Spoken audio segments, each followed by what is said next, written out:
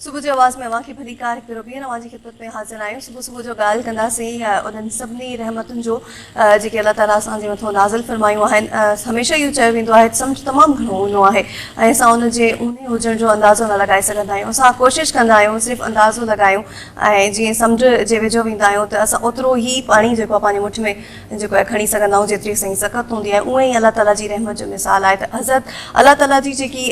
रहमत आहे उहा एतिरी तूनी आहे एतिरी त घणी ऐं वसी आहे जो बहाना ॻोल्हींदी रहंदी आहे ऐं असां हिकु भेरो ॿीहर जेको आहे जेकॾहिं हज़रत अलाह ताला जी तरफ़ जेको आहे वाझायूं त पोइ छा थींदो जो अलाह ताला असांजे मथां बाज कंदो। पोइ उहो मतिलबु असांजी जेतिरी सख़त हूंदी आहे अलाह ताला खां असां ओतिरी ई रहमत जी बाज कंदा आहियूं, ओतिरी ई ओतिरो ई जेको आहे रहमत लाइ वाझाईंदा आहियूं ऐं पोइ अलाह ताला असांखे ॾींदो आहे। त कोशिशि इहा करणु घुरिजे त जेतिरो असांखे घुरिजे उन खां वधीक अलाह ताला खां घुरियूं, छाकाणि ॾियण वारो त उहो ई आहे ऐं जॾहिं अलाह ताला ॾियण ते अचे थो त पोइ जेके आहिनि दर खुरी था वञनि ऐं असांजी जेकी सोच आहे उहा ज़ाहिरा महदूद आहे उन रहमतुनि जे मुक़ाबले में जेके उन हिन दुनिया में आंदियूं आहिनि। त मां अॼोके ॾींहुं ते इहो ई चवंदसि त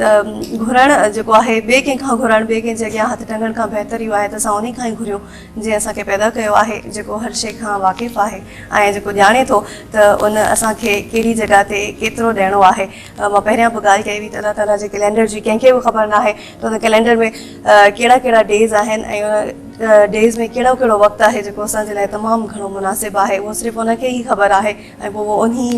शयुनि खे उन्हनि मुनासिबतुनि खे नज़र में रखंदे ई असांखे नवाज़ींदो रहंदो आहे। त हमेशह ख़ुशि रहणु घुरिजे ऐं अलाह ताला जी रहमत खां कॾहिं बि मायूस न थियणु घुरिजे। हूअं बि मायूसी कुफ़ुर आहे ऐं मायूस रहण सां मिले बि छा थो, नो डाउट खोड़ सारा प्रॉब्लम्स आहिनि ऐं खोड़ सारा प्रॉब्लम्स अहिड़ा आहिनि जेकी मां पहिरियां बि ॻाल्हि कंदी रहंदी आहियां ऐं रोज़ु तक़रीबन उन ॻाल्हियुनि जो महवर इहो ई हूंदो आहे जो इहे जेके प्रॉब्लम्स आहिनि घणे क़दुरु पंहिंजा पाण सां जेके आहिनि असां पैदा कयूं था पिया, पाण ई पैदा कंदा आहियूं ऐं उन्हनि ते हिकु दफ़ो सिर्फ़ु नज़रसानी कई वेंदी त बहितरीनु नमूने सां ज़िंदगी असां गुज़ारे सघंदासीं। त अॼु इहो ई कोशिशि करिणो आहे, अॼु इहा ई कोशिशि करणी आहे त जंहिं बि मक़ाम ते हुजूं, जंहिं बि जॻह ते हुजूं, हिकु त मायूस न आहे थियणो ऐं ॿियो महिनत सां अॻिते वधिणो आहे ऐं पोइ ज़ाहिर आहे जिते परेशानी अची बि वञे त कोशिशि कजे त उन परेशानी जो असुलु मक़सदु जेको आहे ॻोल्हे वठूं, छाकाणि त असांखे पाण खे बि ख़बर हूंदी आहे त इहा परेशानी छा ते पैदा थी आहे, किथां पैदा थी आहे ऐं इन में असांजो पंहिंजो केतिरो हथु आहे। ॾिसूं था त अख़बारुनि में छा ॿुधायो वियो आहे असांखे, पोइ न्यूज़पेपर रिव्यू।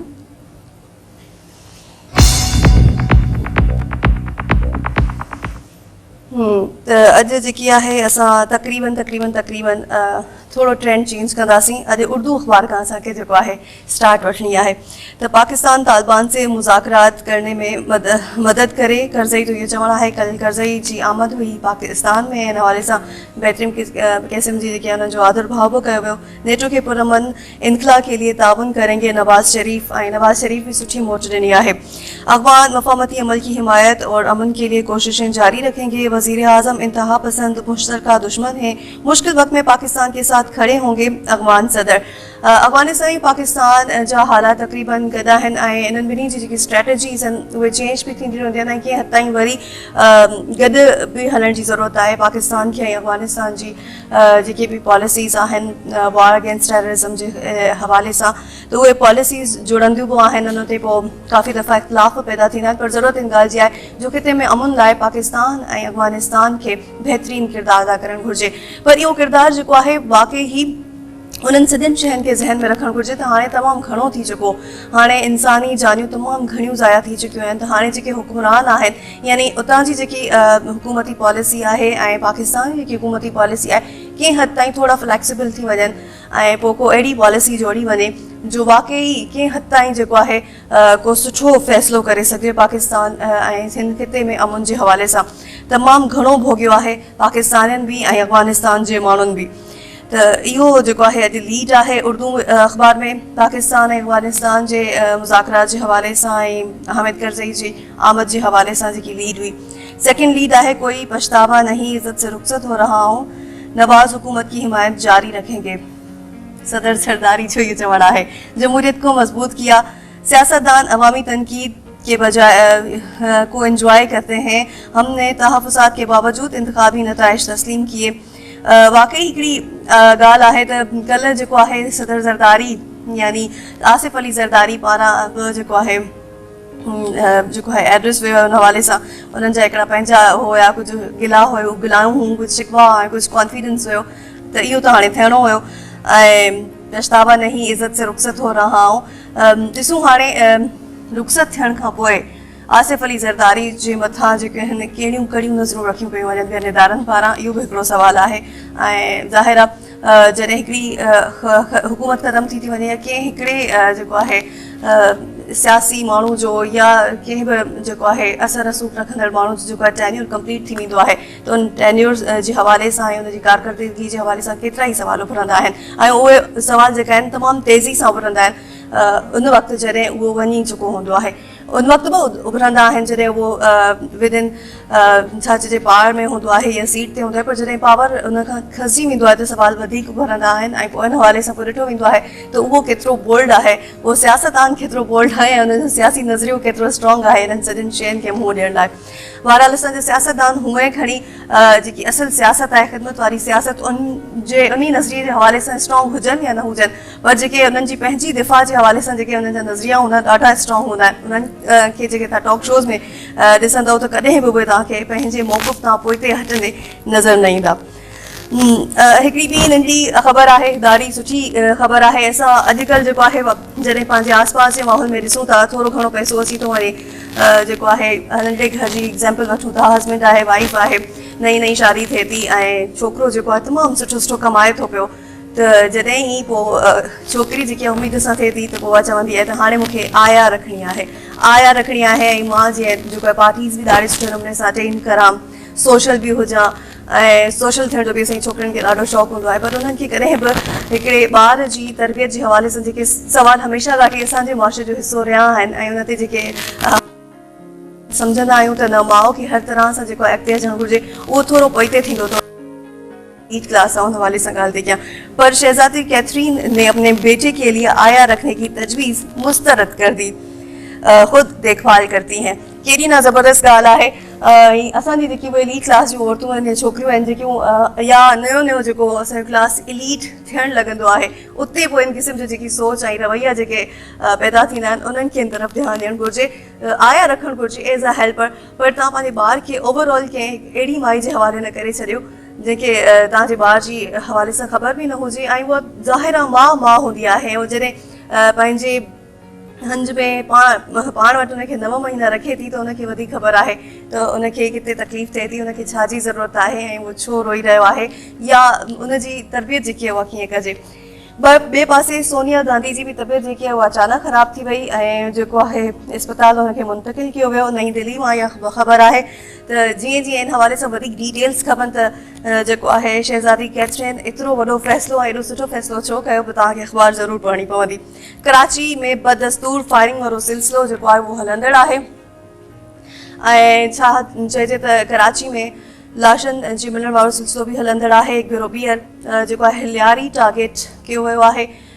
लियारी जे हवाले सां बि वई ॻाल्हि आहे स्ट्रैटेजी जोड़णी पवंदी स्ट्रैटेजी पॉलिसीज़ ऐं सभु सियासी पार्टियूं ख़बर न करे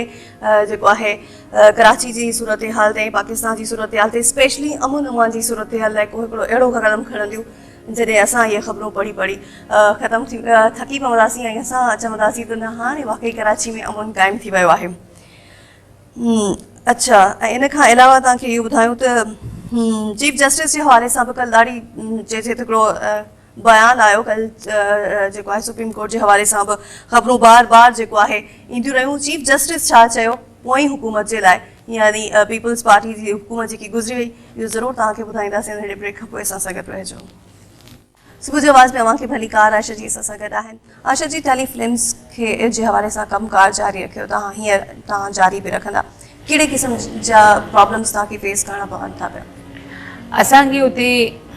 वॾे में वॾो मसइलो आहे त ॿारनि खे सिंधी बराबरि अचे नथी नौजवाननि खे जॾहिं उहे सिंधी ॻाल्हाइनि था त उन्हनि जी सिंधीअ में एतिरा त जीअं हिंदी लफ़्ज़ अचनि था उनखां सवाइ हिकिड़ो लहजो ॿियो थी वियो आहे हली तंहिंजे करे उनखे असांखे सुधारण में वरी उन्हनि खां डायलॉग्स चवाइण में काफ़ी मुश्किलात थिए थी जेका मुश्किलात शायदि हिते कोन्हे हिन धरतीअ ते त हर को सिंधी ॻाल्हाए थो ऐं सुठी सिंधी ॻाल्हाए थो त असीं कोशिशि पिया आहियूं त जीअं ई ॿार जॾहिं असांखे चैनल वग़ैरह मिले त असीं सवले नमूने में को इंस्टीट्यूशन खोलियूं जंहिंमें उन्हनि खे इहा सिखिया ॾिनी वञे। ॿी मुश्किलात आहे असांजी त छाकाणि जो असीं सिंधीअ में कमु करियूं था ऐं असीं चाहियूं था त असां वटि सिंधी डायरेक्टर्स हुजनि जेके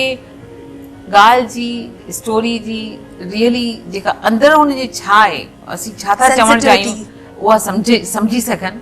त उहे डायरेक्टर्स एकड़ बेकड़ आहिनि, तमामु थोरा आहिनि।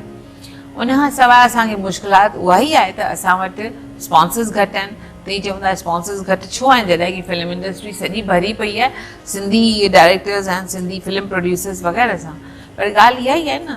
त जेकॾहिं पंहिंजे ॿोलीअ हवाले सां पंहिंजे कल्चर खे बचाइण जो सुवालु आहे त उन लाइ आम रवाजी शाहूकार माण्हू दिलचस्पी नथो वठे। उनखे मंदर में चंदो चीरो ॾे या टिकाणे जे लाइ या मुसाफ़िर खानो ठाहिण लाइ कुझु पैसा वग़ैरह ॾे त उन में उहो वधीक दिलचस्पी वठे थो जो उनजे नाले जो बोर्ड हयो वेंदो, तख़्ती लॻल हूंदी। पर शायदि असांजे एतिरो हू इन ॻाल्हि में मञे ई नथो त मां जेकर पंहिंजे ॿोलीअ सां कुझु करियां ऐं हिननि माण्हुनि खे का मदद करियां। ठीकु आहे, स्पॉन्सर जो कहत आहे ई असां वटि। ठीकु आहे। ऐं इन स्पॉन्सरशिप खे जेको आहे हायर करण लाइ या हासिल करण लाइ कोशिशूं वरितियूं वयूं। ॾिसो कोशिशूं त असीं करियूं ई पिया, पर असीं सचमुच त उन ते सॼो वक़्तु भारियूं नथा। छो जो असीं जेके प्रोग्राम उते कयूं था हर साल हिकिड़ो प्रोग्राम कंदा आहियूं, वॾो सुठो कंदा आहियूं, जंहिंजे लाइ असांखे तमामु सुठो रिस्पॉन्स मिलंदो आहे हुते। उन मां असांखे सदाईं थोरा घणा पैसा बची वेंदा आहिनि। छाकाणि जो असीं पैसा पाण त कोन था खणूं, पर इहे जेके इन्हनि कमनि लाइ उहे इस्तेमालु थियनि था, इनखे कमु आणे असीं कंहिं नमूने सां पंहिंजो गाॾो हलाए सघूं था। आशा जी, हिकिड़ो सिंधी माण्हू जेको उते रहे थो, हिकिड़ो मतिलबु मुआशरे जो हिकिड़ो आम इंसान जेको लोअर मिडिल क्लास तबके सां तालुक़ु रखे थो, छा था सम्झो त केतिरो इंट्रस्टेड आहे पंहिंजी ॿोलीअ में? पंहिंजे ॿोलीअ खे वधाइण लाइ बचाइण लाइ मुंहिंजे ख़्याल में कंहिंखे बि को शौक़ु न आहे। छो जो केतिरनि माण्हुनि खे त इन ॻाल्हि जो अहसासु ई कोन्हे त सिंधी मुंहिंजी मातृभाषा आहे, मुंहिंजी माउ आहे। मूंखे घटि में घटि इन हवाले सां सिखणु त घुरिजे त मां ॻाल्हायां। हू इन में विश्वास ई नथो रखे, छाकाणि जो हुनखे सिंधी ॿोली सिखण मां को अॻिते फ़ाइदो ई कोन्हे। हू छो सिखे? हू चए त मां सिखां ई नथो, मूंखे कहिड़ी ज़रूरत पई आहे। ऐं इन लाइ असीं जेकॾहिं हू सिखे नथो पंहिंजी ॿोली सां, हुनखे पंहिंजी का वेवलेंथ नथी मिले या हू कुझु करे ई नथो सघे त हू छा सोचींदो? उन लाइ हू बिल्कुलु केयरलेस आहे। हेल्पलेस चई सघिजे थो त हेल्पलेस आहे या केयरलेस थी वियो? न, मां चवां थी उहो केयरलेस आहे। छाकाणि जो जेकॾहिं उन्हनि खे इन ॻाल्हि जो अहसासु थी वञे त पंहिंजी ॿोली सिंधी आहे ऐं सिंधी फ़क़ति सिंधी ॿोली लाइ कुझु करे सघे थो। को मराठो या गुजराती त अची कुझु न कंदो न। ही मंदर टिकाणा ग़रीबनि खे मदद करणु उहो त केर बि करे सघे थो, गुजराती हुजे मराठो हुजे कहिड़ो बि माण्हू करे सघे थो। पर सिंधीअ जी ॻाल्हि जेका आहे ॿोलीअ जी उहा फ़क़ति सिंधी करे सघे थो। जॾहिं आशा जी सां ॻाल्हियूं गजनि थियूं पियूं, हक़ीक़त आहे पाण खे बि इहा ॻाल्हि बिल्कुलु फील थिए थी ऐं पाण उन्हनि जी लफ़्ज़नि मां उहा सचाई जेकी आहे झलकी रही आहे, बिल्कुलु महसूसु थी रही आहे त केतिरी ज़रूरत आहे। चाहे असां पंहिंजी सिंध जी ॻाल्हि कयूं, हिन खिते जी ॻाल्हि कयूं या भारत में जेके सिंधी रहनि था उन्हनि जी सिंधी ॿोली जे बक़ाउ जी ॻाल्हि कयूं त तमामु घणो ज़रूरी आहे। हाणे सभिनी खे कोशिशि वठणु घुरिजे। वधीक देरि कबी त पोइ शायदि इहे कोशिशूं बि बेलाभ साबित थियनि। ईअं न आशा जी? ठीकु आहे, ॿोलीअ खे दोहरम त रसे ई पई हुते, पर हिते अचण खां पोइ ईअं लॻे थो त हूअं बि जेसि ताईं सिंध आहे, सिंध में सिंधी ॻाल्हाई वञे थी, हेतिरा खोड़ माण्हू सिंधी आहिनि त सिंधी ॿोलीअ खे को ख़तरो त मूंखे नज़र नथो अचे। इन लाइ सिंधी ॿोली क़ाइमु त सदाईं रहंदी ऐं असां जहिड़ा जेसि ताईं माण्हू आहिनि जेके कंहिं हद ताईं पंहिंजो पाण सभु भुलाए करे कमु कनि था, त अहिड़ा ॿ टे माण्हू असांखे ॾिसी ॿिया बि अची गॾजंदा। बिल्कुलु, बसि अकेलो हलणु शुरू कर, ॿिया पाण ई अची ठहंदो वेंदो, मंज़िल मिली वेंदी। आशा जी, एतिरनि ॾींहंनि खां वठी तव्हां पंहिंजी धरती ते अचो था, हितां माण्हुनि जी सिक आहे उहे तव्हांखे हिते सॾनि था, वठी था अचनि।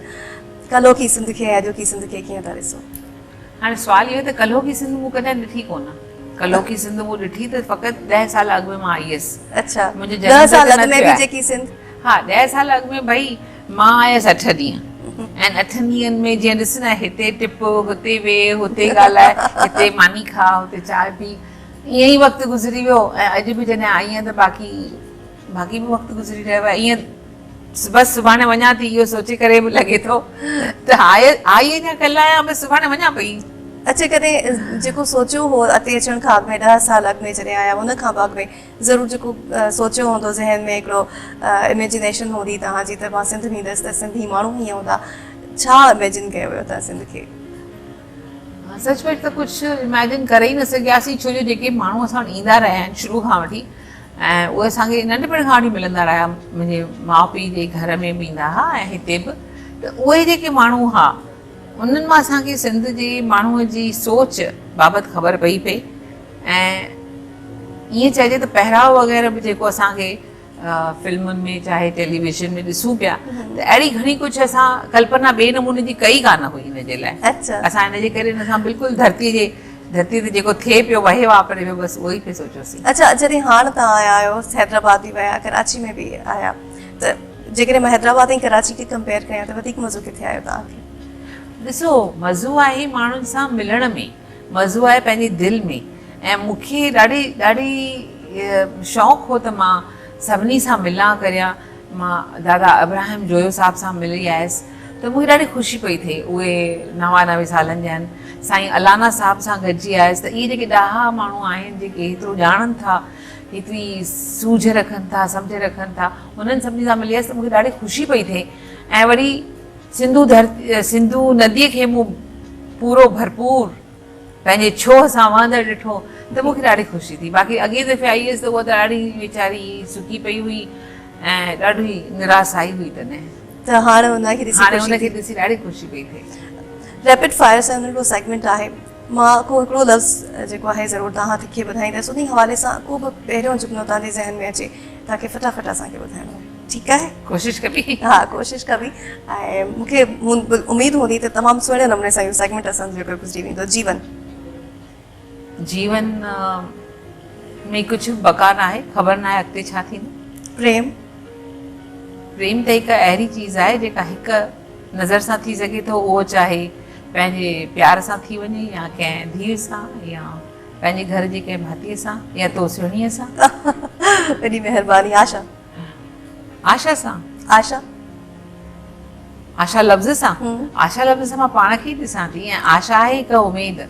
मारोई पंहिंजे वतन जी खूब लाइ मरंदड़ छोकर प्रीतम उहो ई प्रेम कंदड़ प्रेमी रेखा सां त मूंखे सचमुच यादि अचे थी असांजी फिल्म एक्ट्रेस रेखा चंद्र त चंद्रमा सां थींदो आहे या त मास्टर चंद्र थींदो आहे प्रार्थना त मालिक सां सदाईं हर को पियो करे ससुई त असांजे सिंध जी सूरमी शाह लतीफ़ साईं जी सूरमी आकाश असांजो उभ जेको आकाश सचमुच असांजो सिंधी वर्ड आहे छा असां सिंधी में आकाश चवंदा आहियूं कि आकाश चवंदा आहियूं आकाश हिंदी आहे उर्दू थी सघे थो ख़ैर असीं आकाश जॾहिं चऊं था तॾहिं मूंखे नीरो आसमान ध्यान में अचे थो ठीकु आहे सींगार त असीं सभु सुहिणियूं कयूं थियूं सभई धरती जी जॾहिं ॻाल्हि थिए थी तॾहिं मूंखे लॻे थो धरती जी कंपेरिज़न हिकु स्त्री सां आहे धरती जीअं सभिनी माण्हुनि जूं जवाबदारियूं हलण जो भार खणे थी तीअं हिकु स्त्री आहे जेका सॼे संसार जो भार खणी सघे थी कुटुंब जो भार खणी सघे थी अमर त असांजी सुंदरी असांजी अमर सुंदरी उतमचंदाणी सरहद ॿिनि देशनि जे विच में इहा जेका सरहद आहे उहा न हुजे त केतिरो न सुठो अजरक असांजे सिंध जो ही निशान ये चादर जेका सभिनी खे ढके थी आशा जी जॾहिं बि सिंधी माण्हुनि जी ॻाल्हि कजे हुनजी मोहबत सां जी ॻाल्हि कजे त पहिरियों ख़्यालु तव्हांजे ज़हन में कहिड़ो थो अचे सिंधी माण्हुनि सां मोहबत सिंधी ॿोली सिंधी कल्चर सिंधी सभ्यता असीं ख़ुदि जॾहिं सिंधी ॿोलीअ सां प्यारु कयूं था त ख़ुदि उनजो रूप बणिजी वञूं था असीं उहो सिंधीअ जो रूप आहियूं असां वाक़ई सिंधीअ जो रूप आहियूं ऐं हिन रूप खे असांखे पूरे नमूने सां छा चइजे जोबल ते आणिणो आहे बिल्कुलु वधाइणो आहे नंढे ब्रेक खां पोइ ॻाल्हियुनि जे सिलसिले खे अॻिते वधाईंदासीं टाइम तमामु नंढो थोरो बचियो आहे ऐं ॻाल्हियूं खोड़ सारियूं आहिनि ऐं आशा जी असां सां गॾु आहे सुभाणे हुननि खे वञिणो आहे बसि पोइ तव्हां टीवी स्क्रीन जे साम्हूं रहिजो सुबुह जो आवाज़ में अवांखे भली कार आशा जी असां गॾु आहिनि ॻाल्हियुनि जे सिलसिले खे अॻिते वधायूं without wasting time. Asha ji शादियुनि मुरादियुनि ते वञो थियूं?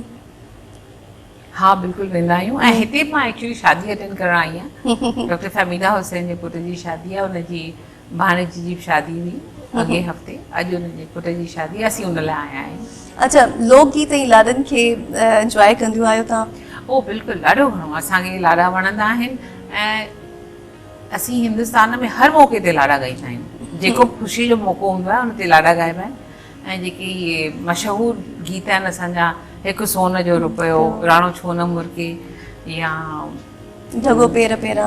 न उहो ढगो पेर पेरा उते न हलंदो आहे, उहो न आहे, पर बाक़ी वया लाॾा या इहे जेके लाॾा आहिनि उहे तमामु घणा ॻाइबा आहिनि। ऐं असां पंहिंजे तरफ़ां हिकु रीमिक्स लाॾनि जी सीडी ठाही आहे, छाकाणि जो अॼुकल्ह जो जेको नौजवान आहे उनखे ईअं ओल्ड नथो चई सघे, पर इहे जेके धुनूं जेके अॻु में पेश थियल आहिनि जंहिंमें म्यूज़िक जेको आहे उहो थोरो घटि वधि आहे ऐं मज़ो नथो ॾिए, तंहिंखे असां अॼु जे म्यूज़िक सां घणनि ई इंस्ट्रूमेंट्स खे गॾे करे जेको असां पेश कयो आहे उहो काफ़ी मक़बूल थियो आहे। ऐं मूं त हिते ॾिठो त हिते बि माण्हू पंहिंजी शादियुनि में उहे असांजूं सीडियूं हलाइनि था। अच्छा, तव्हां ॾिसो था पिया उते इन रुझान खे ॾिसो था त उहे सीडियूं जेके प्ले करे उन ते झूमर वग़ैरह कई थी वञे? हाँ बिल्कुलु बिल्कुलु, हुते त दुबई में चाहे इंडिया में उन्हनि ते बिल्कुलु स्टोरीज़ ठाहिबियूं आहिनि, यू नो पहिरीं ही राग हले, पोइ वरी थोरो चहचटो कनि पाण में, यू नो जवान जेके आहिनि, पोइ वरी ॿियो राग हले, इन नमूने काफ़ी इस्तेमालु कयो वेंदो आहे। अच्छा, जेके वॾड़ा आहिनि घर जा उहे बि तमामु घणो इंट्रस्ट रखनि था पिया लोकगीत ऐं लाॾनि में, त पोइ तव्हां सम्झो था उतां जी जेकी वॾड़ियूं आहिनि उहे चाहिनि थियूं त भला इहो रुझान इहो रिवाज जेको आहे इहो ख़तमु न थिए? मुंहिंजी मिठड़ी हिकिड़ी ॻाल्हि त तकलीफ़ जी इहा आहे त इहे वॾड़ियूं जिन खे सचुपचु इन्हनि लाॾनि में तमामु घणो चाह हो, उहे आहिस्ते आहिस्ते हाणे वञनि पियूं हिन दुनिया मां वफ़ात कंदियूं। छो जो अॼु आज़ादी विरहाङे खे ॾिठो वञे त 60 साल थी विया। उहे जेके ज़ालूं जिन हिते ई गीत ॿुधा हुजनि, लाॾा ॻाया हुजनि, उहे घटि में घटि 25 साल जूं हूंदियूं तॾहिं उते वेयूं हूंदियूं, तॾहिं हुनखे उहे ॻाल्हियूं सिर्फ़ु यादि हुजनि। माना उहे 85 खां त अॼु मथे थी वियूं आहिनि, उन मां केतिरियूं त वफ़ात करे वियूं आहिनि, केतिरियूं जेके उन में शौक़ु रखनि उहे थोरियूं वञी के बचियूं आहिनि, वरी जेकियूं वरी कोशिशूं करे सघनि उहे वरी अञा आहिनि ई कोन, उहे आहिनि ई कोन हाणे। छाकाणि जो उमिरि जे हिसाब सां हर को माण्हू लाचार थी थो वञे हली इन्हनि ॻाल्हियुनि में दिलचस्पी वठण सां। पर तॾहिं बि असां जहिड़ियूं जेके आहिनि के अहिड़ा माण्हू आहिनि जेके असांजी उमिरि जा आहिनि ऐं उहे चाह वठनि था। उहे अॼु बि हाणे जेके हितां बि जेके माण्हू हुते आया आहिनि 85 जे ॾहाके में, हाणे 1990 वग़ैरह में जेके माण्हू आया आहिनि हुते, उन्हनि जा ॿुधल आहिनि, उहे कनि था, उहे ॾिसनि था, पर कुझु हिन डायरेक्शन में इहे वॾड़ा को साथ ॾेई नथा सघनि हाणे। अच्छा, हिते जॾहिं आयो, हिते शादियूं अटेंड कयूं था ऐं थी सघे थो तव्हांजो हिते अचण बि इन्हनि जे करे ई थींदो हुजे त तव्हांखे शादियूं ई अटेंड करणियूं हूंदियूं, त तव्हां सिंध जी यात्रा बि करे वठो था पिया गॾोगॾु, त हिते कीअं था ॾिसो हुन रुझान खे? हिते तव्हां ॾिसो था त हाणे मूं हुते ॾिठो, हुते हिकिड़ी में वेई हुअसि हिननि जे मेहंदी पार्टी ते, त उते बि लॻभॻि इहे ई लाॾा हुआ, इहे ई गीत हुआ ऐं बॉलीवुड जा गीत बि आहिनि जेके हाल त माण्हुनि जे मथां छाया पिया आहिनि, पर उहो हिकिड़ो माहौल बणिजी थो वञे, सिंधी माहौल, जॾहिं उहे लाॾा सिंधीअ में ॿुधा था वञनि त सुठो थो लॻे, ॾाढो प्यारो लॻंदो आहे। मां त ॾाढो एंजॉय कंदी आहियां आशा जी, मूंखे पाण खे ॾाढा वणंदा आहिनि। ऐं पोइ जेकॾहिं मां हिकु दफ़ो ॿीहर तव्हांखे रिक्वेस्ट कयां त थोरो को हिकिड़ो लाॾो को सेर ऊचूं ॻारियो त हिकु भेरो मां कोशिशि करे सघां। हो रणो छो न मुर्के हले बाहलो दे, रणो छो न मुर्के हले बाहलो दे, सुनड़ी मिलस कुंवार रणो छो न मुर्के, सनड़ी मिलस कुंवार रणो छो न मुर्के, नंढड़ी मिलस कुंवार रणो छो न मुर्के। वाकई रणो छो न मुर्के। कॾहिं जेके आहिनि तव्हांजा जीवन साथी मुर्किया? हाँ हाँ ज़रूर ज़रूर। अच्छा, उन्हनि जो वॾो साथ आहे मूंखे, हर ॻाल्हि में उन्हनि जो साथ न हुजे हा त मां कुझु करे ई न सघां हा शायदि। मूमल जे बारे में कुझु ॿुधायो? ओ मूमल मुंहिंजी मिठड़ी धीउ जेका ताज़ो ॿिनि सालनि खां वठी ऑफकोर्स 2 साल थिया आहिनि हुनखे पढ़णे, हाणे शादी करे वई आहे, पर मां उहा ॾाढी सुठी सुहिणी सिंधी ॻाल्हाईंदी आहे, पढ़ी सघंदी आहे, लिखी सघंदी आहे, जेका पंहिंजो पाण में हिकु वॾी ॻाल्हि आहे, छाकाणि जो सिंधीअ जे करे केरु ॻाल्हाए नथो, उहा सिंधियुनि जी हिकु मां ईअं चवंदसि त अदाकारा टेलीफिल्म जी अदाकारा हिन खां सवाइ ॿी का अहिड़ी सुहिणी सुठी अदाकारी नथी करे सघे जंहिंजी सिंधी बि सुठी हुजे ऐं ॾिसण में बि वरी ठाहु थी हुजे ऐं मां ईअं चई सघां थी त मूंखे घणी उमेदु आहे त अॻिते हली जॾहिं उहो पंहिंजे ॿारनि बच्चनि घर मां फारिग थी वेंदी त पोइ हुनखे ईअं लॻंदो त मूंखे बि हाणे कुझु करणु खपे सिंधी ॿोली जे हवाले सां मुगल जे अंदरि आयशा जो आईनो ॾिसो था पिया बिल्कुलु बिल्कुलु आहे उहो बिल्कुलु ईअं ई सोच रखे थी जेका असांजी सोच आहे असां उनखे ॾेई सघिया आहियूं जीअं त मुंहिंजी माउ हमेशह मूंखे चवंदी हुई मुंहिंजी भेण खे बि त तव्हीं भई ऑर्डिनरी न आहियो तव्हीं आम रवाज जी छोकिरियूं न आहियो त आम रवाज जी ॻाल्हियूं न करियो असांजो पीउ बि असांखे फेमिना मैगज़ीन वग़ैरह पढ़ण ते चवंदो इहो पासे करियो उन खां वधीक कुझु ॿियो पढ़ो त तव्हांखे कुझु करिणो आहे ज़िंदगीअ में कुझु बणिजणो आहे पंहिंजे ॿोली जी शेवा कयो सिंधी समाज जी शेवा करियो त असांखे इहा ॻाल्हि शुरू खां वठी लॻल आहे मन सां ऐं असां इहा ई ॻाल्हि पंहिंजे ॿारनि खे ॾिनी आहे तंहिंजे करे रवाजी तरह मुंहिंजी मूमल बि इन्हनि ॻाल्हियुनि में एतिरी दिलचस्पी न वठंदी आहे पर हुनखे अॼु बि दुबईअ में एॾियूं जेके घर में ज़ालूं आहिनि उन्हनि जे घर में प्रोग्राम थींदा आहिनि शादी थींदी आहे त हुनखे चवंदी आहिनि महिरबानी करे अची कोरियोग्राफी करे ॾे थोरो डांस सेखार थोरी ॻाल्हियूं सेखार बिल्कुलु अॻिते हले पई उन्हनि मां त मूंखे पक आहे त थोरे ई वक़्त में हूअ इन्हनि ॻाल्हियुनि में वरी बहिरो वठंदी ठीकु आहे मूमल खां अलावा पुटु तव्हांजो उनजे बारे में बि थोरो ॿुधायो हा मुंहिंजो पुटु जेको आहे इहा उन खां 8 साल वॾो माना अॼु उहो 33 साले जो आहे ऐं उहा तमामु सुठी सुहिणी सिंधी ॻाल्हाईंदो आहे जेतोणीकि हू काफ़ी वक़्तु असां मनीष हा उहो असां खां पढ़े रहियो इन द सेंस हू जॾहिं मैनेजमेंट जी डिग्री वठण लाइ USA वियो त उहो ज़ाहिर आहे 4 साल असां खां गॾु न रहियो पर सिंधी तमामु सुठी ॻाल्हाईंदो आहे ऐं मूं जॾहिं लेट्स लर्न सिंधी CD रोम ठाही हुई पहिरीं जेका साल 2003 में असां रिलीज़ कईसीं जंहिं ते 2 साल कमु कयोसीं तॾहिं उन में हिन मुंहिंजे पुटु ॾाढो मूंखे साथ ॾिनो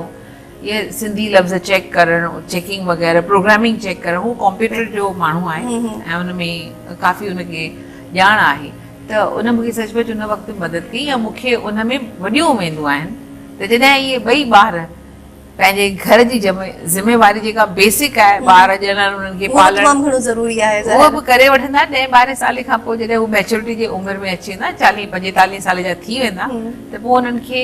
मोट खाइणी आहे ईअं मोट न चइजे ईअं चइबो त तॾहिं उनखे इहा पंहिंजी सोच मटाइणी पवंदी त मूंखे पंहिंजी ॿोलीअ लाइ कुझु करणु खपे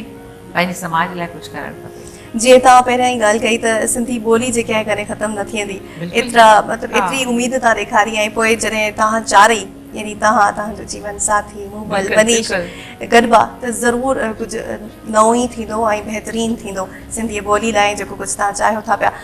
थोरा पल रहिजी विया आहिनि असांजे प्रोग्राम खे ख़तमु थियण लाइ बाक़ी कुझु पल रहियल आहे कुझु चवणु चाहियो था सिंध वासियुनि खे सिंधी ॻाल्हाईंदड़नि खे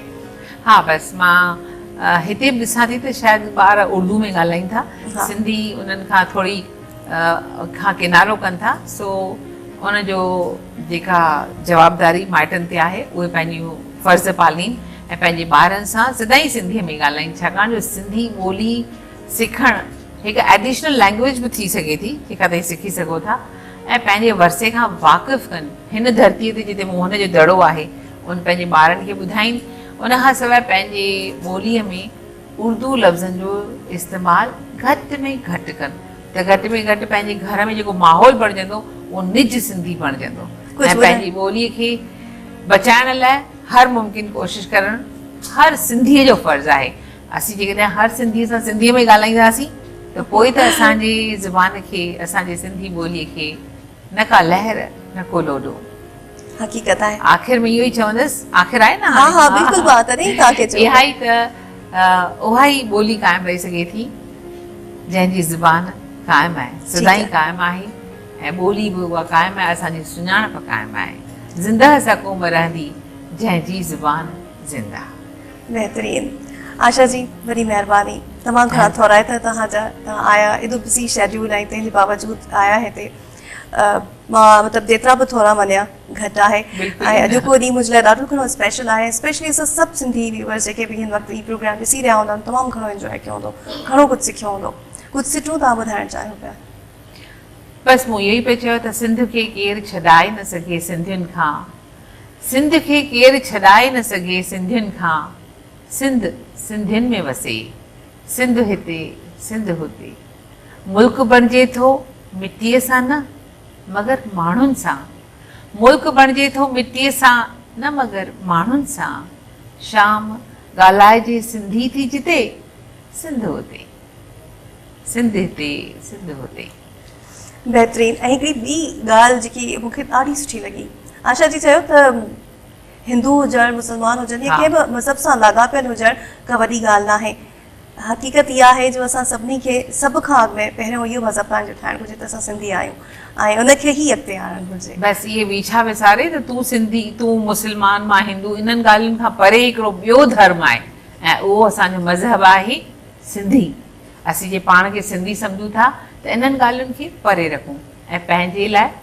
हिक ॿिए सां वधीक वेझो अचूं ऐं हिक ॿिए सां जुड़ी करे कमु करियूं। घणे खणी छपर खॼी पवंदा आहिनि। इंशाल्लाह बिल्कुलु। ऐं हक़ीक़त आहे ऐं सेवाऊं बि आहे त वाक़ई जेको कुझु विजन आहे इन्हनि सुञाणनि जो ऐं एॾी कोशिशि बि कनि था पंहिंजी ज़िंदगी जो हिकिड़ो हिसो हिकिड़े पासे ते रखे सिर्फ़ु सिंधी क़ौम ऐं सिंधी धरती, सिंध जी धरती, सिंधी ॿोली जी बका लाइ ऐं बाक़ाइदा जेको आहे मुशक़तूं बि कनि था ऐं महिनत बि कनि था, कोशिशूं बि कनि था त उन्हनि खे जेको आहे को रस्तो मिले, का मंज़िल मिले। त वॾी वॾी महिरबानी करो भैया तव्हां आया। तव्हां पंहिंजो पंहिंजे प्यारनि जो ऐं पंहिंजी ॿोली जो ज़रूरु ख़्यालु रखिजो। जीअं आशा जी चयो सुभाणे ॿी मुलाक़ात थींदी। सुबुह जो आवाज़ में अव्हांखे भली कार। ब्रेक खां अॻु में जीअं त मां ज़िक्र कयो हुयो त तव्हांखे ॿुधाइणो हुयो त सुप्रीम कोर्ट पारां यानी चीफ जस्टिस पारां जेकी गुज़िरियल हुकूमत आहे उन लाइ कहिड़ा रिमार्क्स न विया ऐं जेकी हींअर हुकूमत आहे हली रही आहे नवाज़ हुकूमत, उनजी कारकर्दगी ते जेके आहिनि कहिड़ा सवाल उथारिया विया आहिनि उहो ज़रूरु ॿुधाइबो। असां मां हर को जेको आहे पूरो उमेद हुयो जॾहिं बि इलेक्शन्स जी ॻाल्हि कजे पई ऐं माना चऊं पिया त हाणे जेको आहे सोची सम्झी वोट ॾियणो आहे ऐं जॾहिं सोची सम्झी वोट ॾिबो ऐं शफ़ाफ़ियत वारी बि ॻाल्हि कई पई वञे इलेक्शन कमीशन पारां त कंहिं हद ताईं मामला जेके आहिनि सुलझी वेंदा। अवाम खे तमामु घणी उमेद हुई को बि वज़ीर आज़म ईंदो या का बि हुकूमत ईंदी त ज़रूरु जेको आहे अवामी मसइलनि तरफ़ ध्यानु ॾिनो वेंदो। पर उहा ई ॻाल्हि त जॾहिं इलेक्शन्स जो वक़्तु वेझो ईंदो वियो त पोइ जेके कुझु खोड़ सारियूं हक़ीक़तूं साम्हूं ईंदियूं पियूं वञनि, पोइ जेके असांजूं उमेदूं हुयूं उहे ना उमेदी में कंहिं हद ताईं मटिबियूं पियूं वञनि। पोइ असां इहो चऊं पिया त थी सघे थो हिकिड़ो साल लॻे असांखे इहो सोचण में त हुकूमत जेको आहे छा डिलीवर करे रही आहे आम माण्हू खे ऐं इदारनि खे ओवरऑल पाकिस्तान जी पॉलिसीज़ जे हवाले सां। पर जल्दी ख़बर पइजी वई हिकिड़े महीने जे अंदरि दर्जी मतिलबु हल्फ़ बरदारी थी ऐं पोइ मतिलबु जेको आहिनि पार्लियामेंट सजी वियो, असेंबली सजी वियूं ऐं हर कंहिंखे पंहिंजी पंहिंजी वज़ारत बि मिली वई। पोइ माना बाक़ी पत वाइकी थी वई ऐं बिल्कुलु उन हवाले सां चीफ जस्टिस बि जेको आहे ॻाल्हि कई आहे। लापता अफराद का मामला सबसे बड़ा मसला है, साबिक़ हुकूमत बेहतर थी और उनका लापता अफराद तभी जो है अफराद मिल भी जाते थे। नई हुकूमत से काफ़ी उम्मीदें थीं, उसने भी कुछ नहीं किया। हम अहकामात पर अमल कराना जानते हैं, आखिरी हद तक जाने पर मजबूर ना किया जाए। वाकई इहा बि हिकिड़ी हक़ीक़त आहे त टीवी स्क्रीन ते सुप्रीम कोर्ट जूं जेकियूं बि कारवायूं थियूं उन हवाले सां तमामु घणो एक्टिव नज़र आया सभु जेके बि इदारा हुआ ऐं स्पेशली जेके बि गुम थियल माण्हू हुआ उन हवाले सां ऐं रोज़ ॿुधणियूं थियण ऐं जेके बि लाॻापियल इख़्तियारियूं हुयूं उहे पाबंद हुयूं सुप्रीम कोर्ट वञी बयानात रिकॉर्ड करण जे हवाले सां ऐं काफ़ी हद ताईं मामला सुलझंदे नज़र बि अचनि पिया। पर हाणे शायदि संजीदगी न आहे या को ॿियो को रीज़न आहे। ख़ैर सुप्रीम कोर्ट जो मामिलो आहे, चीफ जस्टिस जा वीचार आहिनि इन ते वधीक कमिट न करणु घुरिजे छाकाणि त इदारा पाण ॼाणनि था ऐं मुंहिंजे ख़्याल में जेका मेन पिलर्स आहिनि असांजे पाकिस्तान खे ठाहिण जे लाइ मीडिया हुजे, हुकूमत हुजे ऐं उन खां पोइ जेको आहे सुप्रीम कोर्ट हुजे, उहे ॼाणनि था त कीअं टैकल करिणो आहे ऐं उहे इहो बि ॼाणनि था त कहिड़ी ॻाल्हि खे कीअं अॻिते वठी हलणु घुरिजे। स्ट्रेटजी थी सघे थो जोड़े वञे ऐं हिन स्टेटमेंट खां पोइ हुकूमत पारां बि के क़दम खयां वञनि त जीअं वाक़ई गुम थियल माण्हुनि जे हवाले सां का अॻु भराई थी सघे। एंटरटेनमेंट जो डबल डोज़ ज़रूरु मां तव्हां ताईं पहुचाइणु चाहींदसि त पोइ एंटरटेनमेंट जो डबल डोज़।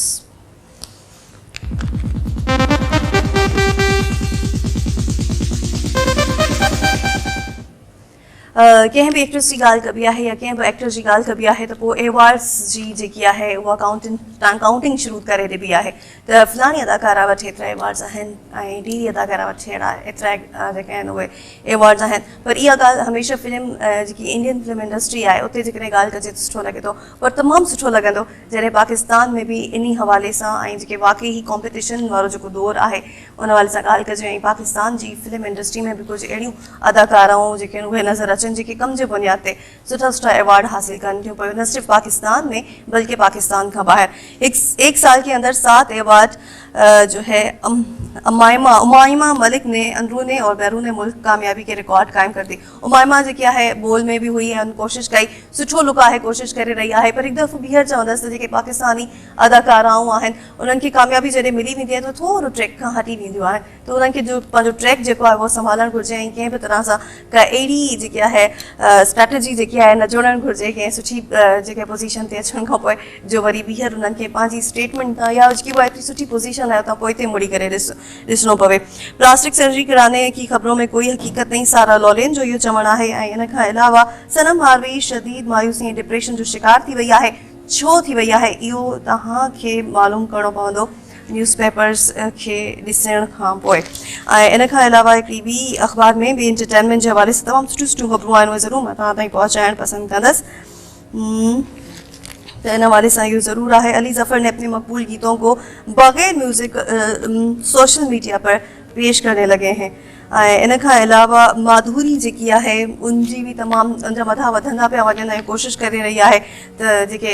रियलिटी शोज़ आहिनि उन हवाले सां मुंहिंजो जेके नाला जेको आहे उहो तमामु सुठे नमूने सां अञा वधीक ठाहे सघे। दीपिका पादुकोण बॉलीवुड फिल्म में काम करेंगी, हॉलीवुड फिल्म में काम करेंगी। अब देखते हैं कि दीपिका पादुकोण जो है कैसे झंडा वहाँ पर गाड़ती हैं और फिर कितनी हद तक उनको भी पजीराई मिलती है। शान नई फिल्म में शराबी का किरदार अदा करेंगे, कौन सी फिल्म होगी वो और हदायतकार कौन होगा, ये जानने के लिए भी आपको पढ़नी पड़ेगी अखबार। इन खां अलावा जेको आहे अॼु बि जेके पुराणा हीरो हुआ उन्हनि जो स्टाइल अॼु बि ज़िंदा आहे। अमिताभ बच्चन जो स्टाइल ज़िंदा आहे। काफ़ी जेके नया नया अदाकार आहिनि इंडियन फिल्म इंडस्ट्री में बि कॉपी करण जी कोशिशि कनि था। वरी उअं ई अनिल कपूर जेको एवरग्रीन आहे, मूंखे त लॻंदो आहे त हमेशह वाहे थी करे ई रहंदो, तमामु सुठे नमूने सां पाण खे मेंटेन कयो आहे। त रणबीर कपूर बि कंहिं हद ताईं पंहिंजे स्टाइल्स में लॻंदो आहे काथे काथे तो अनिल कपूर खे जेको आहे उहो फॉलो करे थो। ऐं कुझु तस्वीरूं बि जेके हिननि अख़बारनि में ॾिनल आहिनि जंहिंमां वाक़ई महसूसु थिए थो त कीअं न कॉपी करे थो। ऐं उन्हनि जो बिल्कुलु उहो ई टपोरी अंदाज़ बि जेको स्पेशली जेको टपोरी अंदाज़ अनिल कपूर जो हुयो वो जो है अपनाने की कोशिश करे तो फिर।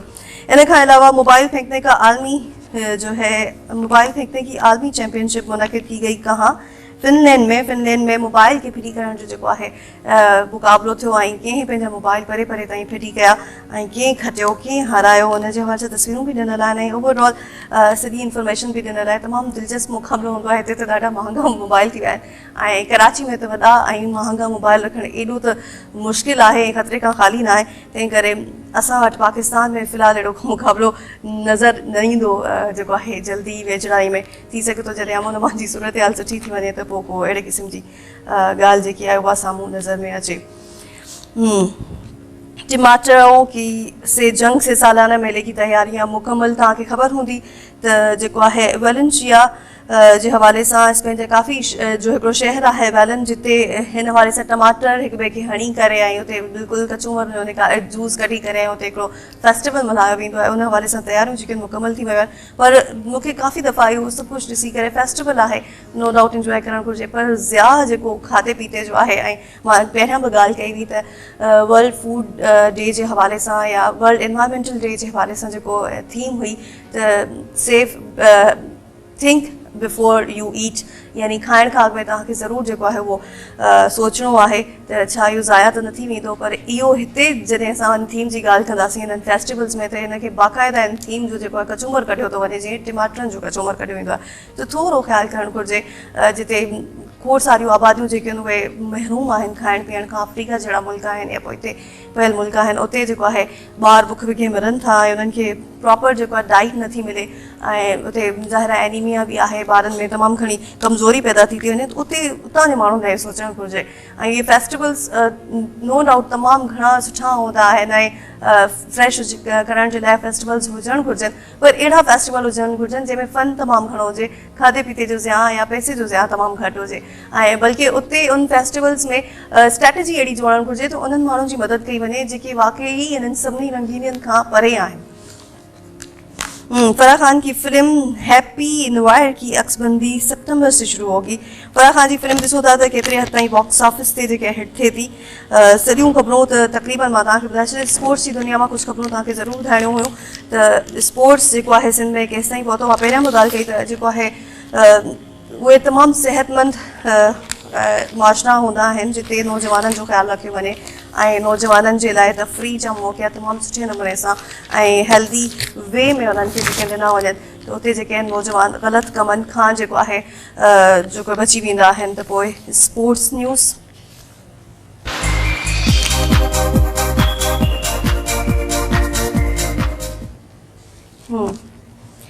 त हाँ स्पोर्ट्स न्यूज़ ॾियण खां अॻु में मां तव्हांखे ज़रूरु ॿुधायां त पहिरियों टमाटनि जी ॻाल्हि कईसीं त टमाटनि जा अघु बि तमामु घणा जेके आहिनि उहे वधी विया आहिनि। हैदराबाद में भाॼियुनि जा अघु चोट चढ़ी विया आहिनि, माण्हू परेशान आहिनि त हाणे भाॼी पचाइजे त उनमें टमाटा विझजनि या न विझजनि। ऐं इन हवाले सां फूड इंस्पेक्टर्स जेके आहिनि उहे कराची में एक्टिव थी विया आहिनि। बाक़ी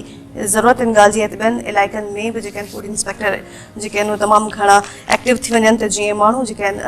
सही अघनि ते भाॼियूं परचेज़ करे सघनि ऐं घरनि में तमामु सुठे नमूने सां जेके आहिनि भाॼियूं पची सघनि ऐं टमाटनि जो इस्तेमालु बि थी सघे। तव्हां ख़बर आहे त असां सभु जेके आहिनि तेसि ताईं तमामु मज़ो न वठी सघंदा आहियूं जेसि ताईं असांखे भाॼियुनि में या ॻोड़ में जेको आहे टमाटो न हुजे। त काफ़ी भाॼियूं तहिड़ियूं आहिनि जेके टमाटे खां सवाइ इनकम्पलीट आहिनि। थोरो ॻोल्हणो पवंदो मूंखे स्पोर्ट्स जे हवाले सां अॼु तव्हांखे थोरो वेट करिणो पवंदो। बाक़ी इहा ॻाल्हि मां बिल्कुलु इहा चवंदसि त मुख़्तलिफ़ इलाइक़नि में जेको आहे उहे नंढियूं नंढियूं टूर्नामेंट्स थींदियूं रहियूं आहिनि। क्रिकेट जा शौक़ीन सिंध में बि मौजूदु आहिनि ऐं वॉलीबॉल वग़ैरह बि जेके आहिनि उहे असांजा नौजवान खेॾणु चाहिनि था। प्लेटफॉर्म जी ज़रूरत आहे। वरी उहा ई ॻाल्हि कंदसि, हमीर बि हमेशह इहा ॻाल्हि कंदो हुयो, मूंखे हमीर ॾाढो यादि आयो त काफ़ी जॻहियुनि ते जेके आहिनि प्ले ग्राउंड्स आहिनि पर उते एक्सेस न आहे नौजवाननि जी जो उते वञी करे रांदि खेॾी सघनि ऐं उहो जेको आहे विंदर करे सघनि। ऐं वरी वॾा वॾा जेके शहर आहिनि उते जेको आहे आहिनि ई न जिते वाक़ई ई माण्हू वञनि ऐं उते वञी रांदियूं करे सघनि ऐं उते टूर्नामेंट अरेंज कराए सघनि। उते वरी प्ले ग्राउंड्स आहिनि बि न। हुकूमत खे थोरो जेको आहे पॉलिसी सां ऐं वसी नज़र रखे करे इहे जेके आहिनि फ़ैसिला करणु घुरिजनि त किथे जेको आहे वधाइणु घुरिजनि छा चइजे प्ले ग्राउंड्स ऐं किथे न ऐं किथे जेके आहिनि जिम्स बि हुजणु घुरिजनि। जिम जे हवाले सां बि जेको आहे ज़रूरी चवंदसि मतिलबु हेल्दी कॉम्पिटिशन्स ऐं हेल्दी एक्टिविटीज़ हर शहर में हुजणु घुरिजनि। ऐं उतां जी वरी जेकी शहरी हुकूमत आहे उनखे बि कोशिशि करणु घुरिजे त अहिड़ा फेस्टिवल्स ऐं अहिड़े क़िस्म जी शयूं जेके आहिनि ज़रूरु अरेंज करायूं वञनि त जीअं नौजवान जेके आहिनि उहे सुठी एक्टिविटीज़ में वांगियल रहनि। तव्हां ॾिठो हूंदो त नंढनि नंढनि शहरनि में होटलनि ते जेके आहिनि तमामु घणा नौजवान वेठा हूंदा आहिनि ऐं पंहिंजो टाइम वेस्ट कंदा आहिनि। ज़रूरु तव्हांखे स्पोर्ट्स न्यूज़ इन ब्रीफ ज़रूरु ॾींदासीं, बिल्कुलु मुख़्तसर पर नंढी ब्रेक खां पोइ असां सां गॾु रहिजो। जी व्यूअर्स, जीअं त मां तव्हांखे चयो त ब्रेक खां वापसि अचण सां ई मां तव्हांखे ॿुधाईंदसि त सिंध जे कहिड़े कहिड़े इलाइक़नि में कहिड़ा कहिड़ा टूर्नामेंट्स थिया ऐं सिंध जी हुकूमत पारां ऐं नौजवाननि पारां ऐं कुझु जेके बि ज़िले हुकूमतुनि पारां कहिड़ा कहिड़ा जेके आहिनि उपाउ वरिता था वञनि त जीअं वाक़ई मैदान जेके आहिनि सिंधी मैदान जेके सिंध जे मुख़्तलिफ़ शहरनि जा मैदान आहिनि उहे सजियल रहनि ऐं सॼा जेके नौजवान आहिनि उहे हेल्दी एक्टिविटीज़ में जेके आहिनि उहे पाण खे एक्टिव रखनि। बदीन क्रिकेट टूर्नामेंट लोहार 11 खटे वरिती आहे। फर्स्ट महरान सही टूर्नामेंट में लोहार 11 9 विकेटनि सां चांग 11 खे शिकस्त ॾिनी त जेको आहे फर्स्ट महरान सही टूर्नामेंट में लोहार 11 खे जेको आहे असां मुबारकबाद ॾियूं था आवाज़ टीवी जे तरफ़ां ऐं पंहिंजे प्रोग्राम जे तरफ़ां। ऐं तव्हांखे इहो बि ॿुधायो त US ओपन टेनिस टूर्नामेंट जी रंगारंग तकलीफ़ जेकी आहे उहा शुरू थी वई आहे ऐं ॿिए पासे हिंगोरजा में बि मुक़ाबला कराया था वञनि मलाखड़े जा। मलाखड़ो तव्हांखे ख़बर आहे त सिंध जो जेको आहे मोस्ट फेवरेट स्पोर्ट आहे ऐं इन हवाले सां असांजा जेके नौजवान आहिनि कोशिशूं बि वरिता वञनि था ऐं तमामु घणो जेको आहे ख़ुशि थी करे ऐं मेलनि में जेके बि स्पेशली हुर्स वग़ैरह थींदा आहिनि त उते पोइ वञनि था पिया ऐं तमामु सुठे नमूने सां जेको आहे पूरी स्ट्रेटेजी सां हुते वेंदा आहिनि ऐं इंट्रस्ट वठनि था। जोल में पिणु क्रिकेट टूर्नामेंट मुनक़िद कराई वई ऐं जंहिंमें जेको आहे कामयाबी नसीब थी शहबाज़ 11 खे ऐं उन्हनि खे बि असां मुबारकबाद ॾियूं था पिया केतिरी विकेट्स ते जेको आहे उन्हनि कामयाबी हासिलु कई ऐं कीअं उन्हनि जेको आहे खटियो। इहो तव्हांखे वधीक ॼाणण लाइ अख़बारुनि जो रुख़ करिणो पवंदो। आदत विझणी आहे तव्हांखे अख़बार पढ़ण जी। इन लाइ सुबुह जो जेको आहे असां न्यूज़पेपर रिव्यू ॾिनो आहे। ॿिए पासे पाकिस्तान हॉकी टीम एशिया कप जे आख़िरी ग्रुप में जेको आहे ग्रुप मैच में अॼु मैदान में रहंदी आहे इन हवाले सां हॉकी टीम जा जेके इरादा आहिनि उहे बि मज़बूत आहिनि ऐं पाण पुरज़म आहे अलाह कंदो त कामयाबी उन्हनि खे ई मिलंदी। इन खां पोइ last but not least Pakistan 5 सालनि जी बरतरी बरक़रार रखण जो अज़म खणी ज़िम्बाब्वे सां पहिरीं वनडे में अॼु मुहादो अटकाईंदो ऐं कोशिशि इहा ई हूंदी त अॼु बि जेके कामयाबी पाकिस्तान खे मिलंदी। जेके क्रिकेट जा शौक़ीन आहिनि उहे टीवी स्क्रीन्स जे अॻियां वेठा हूंदा ऐं इहे मैच ज़रूरु जेके उहे वॉच कंदा। ऐं इन खां अलावा पाकिस्तान T20 जीअं वनडे सीरीज़ बि खटींदो। वसीम अकरम जो इहो चवणु आहे नो डाउट असांजे क्रिकेटर्स जेके आहिनि पूरो उमेद ज़रूरु हूंदा आहिनि पर सिर्फ़ु कोशिशि करणु घुरिजे ऐं वधीक प्रैक्टिस करणु घुरिजे ऐं बाक़ी जेकी स्पॉट फिक्सिंग जे हवाले सां ॻाल्हियूं हुननि जे हवाले सां जेकियूं बि असांखे ॿुधण में अचनि थियूं उतां थोरो पासो करणु घुरिजे। उमर अकमल जो सभ खां वॾो सपोर्टर आहियां नजम शेठी जो चवणु आहे। नजम शेठी जेको आहे सपोर्ट करे थो तव्हां सम्झी सघो था त उमर अकमल जा त वारा न्यारा थी वेंदा। नौजवान विकेट कीपर सां न मिलण जूं ख़बरूं बेबुनियाद आहिनि। साणसि अधु कलाक मुलाक़ात कई आहे। सुठी ॻाल्हि आहे त जेको लाॻापियल इख़्तियारियूं आहिनि नजम शेठी पारां कोशिशूं वरितियूं पियूं वञनि त जेको विञायल साख आहे क्रिकेट टीम जी पाकिस्तानी क्रिकेट टीम जी ओवरऑल दुनिया में उन ते जेको आहे नज़रसानी कई वञे ऐं उन हवाले सां जेकॾहिं कुझु मिथ्स आहिनि त उनखे कवर करणु घुरिजे बजाए इन जे जो उन्हनि मिथ्स खे मिथ्स ॾिनो जेको आहे रहणु ॾिनो वञे। ऐं ज़रूरत बि इन ॻाल्हि जी हूंदी आहे त को बि टीम लीडर आहे या को बि इदारे जो जेको सरबराह आहे त उनखे जेको आहे वेही करे स्ट्रेटेजी जोड़णु घुरिजे ऐं वेही करे पंहिंजनि एम्प्लॉयनि सां या एम्प्लॉइज़ सां या जेके लाॻापियल इख़्तियारियूं आहिनि उन्हनि सां वेही करे ॻाल्हाइणु घुरिजे त जीअं को खड़ते निकिरी सघे बजाए जे जो ह्यूमर्स हुजनि ऐं उन खां पोइ उन्हनि खे जेको आहे को ॿियो रंग मिले। ऐं हमेशह असां पारां ई इनिशिएशन वरिती वेंदी आहे स्पोर्ट्स फिक्सिंग जे हवाले सां ऐं उन में हक़ीक़त केतिरी हूंदी आहे ऐं मिथ्स केतिरा हूंदा आहिनि इहो त बाद जो सुवालु आहे पर उनखे जेको आहे तमामु सुठे नमूने सां प्ले करे वेंदी आहे इंटरनेशनल मीडिया। त कोशिशि असांखे इहो करणु घुरिजे जेको जेको नंढिड़ो मामिलो आहे उहो विद इन हाउस ई जेको आहे उहो जेको आहे वाइंड अप कयो वञे। इन खां अलावा जेकी आहे कहिड़ी ख़बर तव्हां ताईं पहुचाइणु घुरिजे उहा ज़रूरु मां तव्हांखे ॾिसी ॿुधायां थी। अॼु असां जेको न्यूज़ पेपर रिव्यू खे थोरो डिटेल करे छॾियो आहे छाकाणि त असांजा महिमान अचण वारा आहिनि ऐं महिमान तमामु घणा स्पेशल आहिनि। मां हमेशह ॻाल्हि कंदी आहियां जेको आहे उन्हनि सिंधी माण्हुनि जी सुबुह जो इंट्रोडक्शन ॾींदा आहियूं असां ऐं जॾहिं बि तव्हांजी ख़िदमत में हाज़िर थींदी आहे त चवंदी आहियां त उन्हनि सभिनी सिंधवासियुनि खे सलाम हुजे उन्हनि सभिनी सिंधवासियुनि खे भलीकार हुजे जेके दुनिया जी जीअं बि कुंड में रहनि था। सिंध दुनिया जी हर जेको आहे कुंड में अॾिजे थी जिते जिते 2-3 सिंधी गॾु थियनि था ऐं सिंधी ॻाल्हाइण वारा आहिनि सिंधी सम्झण वारा आहिनि सिंधी लिबास पहिरण वारा आहिनि ऐं सिंधी ॿोली खे जेको आहे सांढे रखण वारा आहिनि उते उते सिंध अॾिजे थी ऐं पोइ उहे तमामु बहितरीन क़िस्म जा जूं शख़्सियतूं हूंदियूं आहिनि जेके सरहदनि जी बि परवाह नाहिनि कंदियूं मज़हबनि जी बि परवाह नाहिनि कंदियूं ऐं पर कोशिशि कंदियूं आहिनि त न जॾहिं सिंधी ॿोली ॻाल्हाइजे थी त उनखे प्रमोट कजे उन माण्हू खे प्रमोट कजे जेको सिंधी ॻाल्हाए थो पंहिंजी ज़बान ॻाल्हाए थो पियो ऐं उन हवाले सां पोइ मोहबतूं ऐं कुर्ब जेके आहिनि खेड़ींदियूं आहिनि त उन्हनि शख़्सियतुनि सां अॼु मुलाक़ात थींदी उन ई शख़्सियत सां मुलाक़ात थींदी। तमामु ख़ूबसूरत क़िस्म जी शख़्सियत आहिनि उन्हनि जो नालो मां फ़िलहालु तव्हां ताईं नथी पहुचायां पर उन्हनि जी वॾियूं वॾियूं काविशूं आहिनि उन्हनि कोशिशि कई आहे त सिंधी माण्हू जिते बि हुजनि गॾिजी हुजनि जॾहिं सिंधी माण्हुनि जी ॻाल्हि कजे त पोइ जेको आहे न असां सरहद जो पासो वठूं न मज़हब जो पासो वठूं सिर्फ़ु इहो चऊं त असां सिंधी आहियूं ऐं वाक़ई तहज़ीब याफ़्ता क़ौम आहियूं जंहिंजी एतिरी पुराणी तहज़ीब आहे एतिरी पुराणी ॿोली आहे ऐं जॾहिं असां सिंधी सभ्यता जी ॻाल्हि कंदासीं ऐं उहे ॼाणनि था त सिंधी सभ्यता केतिरी न सिविलाइज़्ड आहे ऐं मतिलबु सिंधी सभ्यता केतिरी न स्ट्रॉन्ग आहे केतिरी न शाहूकार आहे जॾहिं असां अदब जी ॻाल्हि कंदासीं शाइरी जी ॻाल्हि कंदासीं म्यूज़िक जी ॻाल्हि कंदासीं ऐं उनखां पोइ पंहिंजी ॿोली जी ॻाल्हि कंदासीं अल्फ़ाबेट जी ॻाल्हि कंदासीं त हर जॻह ते असां पंहिंजनि मयारनि ते पूरो पऊं था पोइ छो पोइते हुजूं ऐं पोइ छो असां इहे वेछा जेके आहिनि वधाईंदा वञूं जेके असांखे हिक ॿिए खां परे कनि था त उन्हनि सां अॼु मुलाक़ात थींदी त उन्हनि कीअं जेको आहे सिंध सां मोहबत कई सिंध सां बि मोहबत कई उन्हनि सिंधी माण्हुनि सां मोहबत कई जेके सिंध में रहनि था उन्हनि सिंधी माण्हुनि सां बि मोहबत कई जेके हिंद में रहनि था ऐं उहे बि सिंधी माण्हू जेके हिन उन्हनि गॾु कया हिकिड़े नंढे प्लेटफॉर्म ते या को वॾो प्लेटफॉर्म जिते सभु सिंधी ॻाल्हाईंदड़ आहिनि ऐं उते पोइ ख़बर नथी पवे त हीअ जेको आहे कहिड़े मुल्क जो आहे ऐं कहिड़ी जॻह खां आयो आहे सिर्फ़ु पोइ उते इहा ॻाल्हि सोची वेंदी आहे या उते उहा ॻाल्हि जेकी आहे ज़हन में रखी वेंदी आहे त हीअ सिंधी ॻाल्हाए थो त न हीअ असांजो पंहिंजो आहे ऐं इन सां जेको आहे छा करणु घुरिजे ऐं इनखे कीअं जेको आहे फैसिलिटेट कयो वञे त इन हवाले सां ज़रूरु ॻाल्हाइबो ऐं उन्हनि जी ज़िंदगी जे हवाले सां बि ज़रूरु ॻाल्हाईंदासीं त केतिरियूं न सुठियूं आहिनि उहे ऐं कहिड़े नमूने सां जेको आहे म्यूज़िक खे ऐं ॿियनि सॼियुनि शयुनि खे करनि थियूं पयूं दुबई खां स्पेशली असां वटि महिमान थी आयूं आहिनि ऐं ॿियनि कहिड़नि कहिड़नि मुल्कनि में वञनि थियूं पयूं पाकिस्तान में आयूं आहिनि त हिते छा ॾिसी रहियूं आहिनि हितां जी रीतुनि रस्मुनि खे कीअं ॾिसनि थियूं ऐं हितां छा खणी वञणु पसंदि कंदियूं, त ज़रूरु इन हवाले सां ॻाल्हाईंदासीं, उन्हनि खे जेको आहे स्टूडियो में ज़रूरु दावत ॾींदासीं। बहितरीनु क़िस्म जो जेको आहे उहो सेगमेंट रहंदो, यानी हिकिड़ो ॿियो जेको कलाक असांजो हूंदो 10 खां 11 ताईं। बहितरीनु तव्हांखे टीवी स्क्रीन्स तां हटिणो न आहे। जेकॾहिं तव्हां चाहियो था त तव्हां जेको आहे असांजी कचहरियुनि में शामिलु थियो त तव्हांखे असां सां गॾु रहणो पवंदो। मुंहिंजे ख़्याल में ब्रेक ते वञण जो टाइम थी वियो आहे, त ब्रेक ते हलिजे। ब्रेक जो टाइम आहे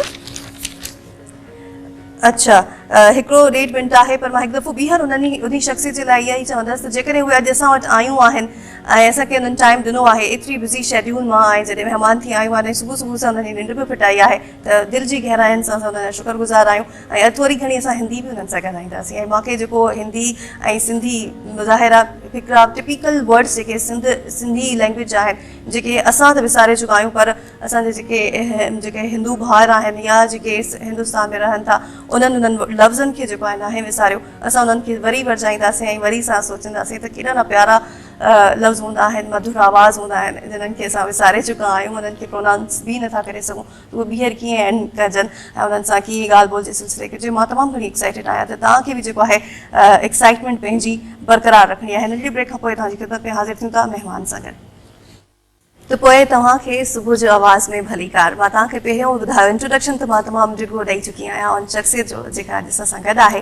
पर मां हाणे वरी हिकु भेरो ॿीहर उन्हनि खे धन्यवाद चवंदसि त उहे अॼु असां सां गॾु आहिनि। आशा चांद असां सां गॾु आहिनि। आशा चांद, छा हाल आहिनि? ठीकु आहे आशा जी? बिल्कुलु ठीकु। मूंखे इहो ॿुधायो, हिते तव्हांखे सिंध जी जेकी ही सिंध आहे उनजी सुबुह कीअं लॻी? हाणे छा आहे, जो सिंधी आहियूं त सिंध सां जुड़ियल आहियूं। असांजी धरती त सचुपचु इहा ई आहे जेका असांजे माइटनि जी आहे। ॼावासीं भले हुते, पर सिंध त पंहिंजी आहे न। पर उहो आहे सिंध, वाकई मां चाहियां, इहो मां पहिरियों बि चयो त सिंध पंहिंजी आहे। मतिलबु सिंध त हर दुनिया जे हर उन हिसे ते अॾियल आहे जिते सिंधी माण्हू रहनि था, पर जॾहिं हिते आया आहियो महिमान थी करे एतिरे अरसे खां पोइ पंहिंजी धरतीअ ते सुबुह जो ॾिसो था पिया 8 ॾींहंनि खां वठी आयो, 8 ॾींहंनि जी यात्रा, त 8 ॾींहं 8 सुबुह कीअं गुज़रियूं? हा, मशगूलियूं सॼो ॾींहुं असुलु मशगूल रहियासीं। सॼो वक़्तु कुझु ॾींहं कराची में हुआसीं ऐं 3-4 ॾींहं जेके हैदराबाद वियासीं त ठठे वियासीं, भंबोर ॾिठोसीं, कींजर घुमियासीं, सिंधू नदी ॾिठीसीं ऐं माण्हुनि सां मिलियासीं। पोइ ही जेके मुख़्तलिफ़ चैनल्स आहिनि उन्हनि ते बि कुझु प्रोग्राम्स ॾिना, कुझु इंटरव्यू ॾिना ऐं पाण बाबति ॿुधायोसीं, असांजे ख़ासि मक़सद बाबति सभिनी सां असीं मुख़्तसिर में अहवाल ॾिनो वरितो। ठीकु आहे, हिकु भेरो ॿीहर मां बि इहो ई चवंदसि आशा जी, तव्हांखे 8 ॾींहंनि जी ही यात्रा, ज़ाहिर हिते आया आहियो, सिंध सां मुहबत तव्हांखे हुअं ई वठी आई आहे अची करे, पर को ख़ासि मक़सदु हो अचण जो? न, मक़सदु त को अहिड़ो न आहे। माण्हुनि सां मिलणु मिलाइणु, हिक ॿिए सां वेझो थियणु ऐं सिंधी ॿोलीअ जे हवाले सां जेको हिते कमु थी रहियो आहे उन सां असीं बि जुड़णु चाहियूं था। असां जेको कमु कयो आहे उन सां बि तव्हांखे सिंध वासियुनि खे जोड़णु चाहियूं था। त ॿिन्ही मुल्कनि में ही त खणी विरांगे जे करे असीं हिक ॿिए खां जुदा थी विया आहियूं, 2 मुख़्तलिफ़ मुल्क थी विया आहिनि। पर मां उहा ॻाल्हि कई त कुझु माण्हू अहिड़ा हूंदा आहिनि ऐं तव्हां जहिड़ा कुझु तव्हां जहिड़ियूं शख़्सियतूं अहिड़ियूं आहिनि जेकी सरहदनि जी बि परवाह नथियूं कनि, मज़हबनि जी बि परवाह नथियूं कनि, पर सिर्फ़ु उहे ॿोली जी ख़िदमत करणु ॼाणनि थियूं। ऐं जंहिं माशाल्लाह घराणे में तव्हांजी अखि खुली ऐं नंढपिण खां वेंदे हिन वक़्त ताईं जहिड़े नमूने सां तव्हां सलाहियल आहियो सिंधी ॿोली जी ख़िदमत जे हवाले सां, छा ॻाल्हि कजे। त असां वाकई तव्हांजा थोराइता आहियूं जो तव्हां आया ऐं ही 8 ॾींहं ओवरऑल जेके तव्हां हिते गुज़ारिया ऐं आख़िरी ॾींहुं अॼु असां आवाज़ टीवी ते सुबुह जे आवाज़ में, त असां तव्हां यकीन कयो त असां ख़ुशीअ जो को अंदाज़ो न आहे। असां सभु ॾाढा ख़ुशि आहियूं ऐं एक्साइटेड हुआसीं। तव्हां ते पेनल्टी आहे जो तव्हां देरि करे आयूं आहियो। छा कजे, बसि मिड़ई 4 ॾींहं हलिया वियासीं, 3 ॾींहं हलिया वियासीं हैदराबाद, त हिनजे करे ॾींहं खुटी पिया। टोटल ॾींहं 8 ॾींहंनि में माण्हू छा छा करे सघंदो। पर मां ज़रूरु इहो चवंदसि त सिंधी ॿोलीअ जी जेका हिते कमु हली रहियो आहे उहो त ज़ाहिर आहे पंहिंजी धरती आहे, त पंहिंजी ॿोली ज़िंदा आहे। असांखे हुते हिंदुस्तान में पंहिंजी धरती न आहे, पंहिंजी ज़मीन कोन्हे, इन जे करे के स्कूल कोन्हनि, इन जे करे ॿार सिंधी पढ़नि नथा, इन लाइ सिंधी ॼाणनि नथा ऐं सिंधी में ॻाल्हाइनि नथा। अच्छा, हिते असां बि इहो ई सोचूं था पिया आशा जी त असां जेको आहे सिंधी ॿोली खां परते वेंदा वञूं था। खोड़ सारा अहिड़ा नाउन्स आहिनि जेके हिन वक़्तु जेके मरब जो हुजणु घुरिजनि ख़तमु थींदा पिया वञनि। तव्हां छा था सम्झो त उते जेको आहे हिंदुस्तान में कहिड़े क़िस्म सां स्ट्रेटजीस जोड़ियूं वञनि जो वाकई जेको आहे असां सिंधी ॿोली जी बका करे सघूं?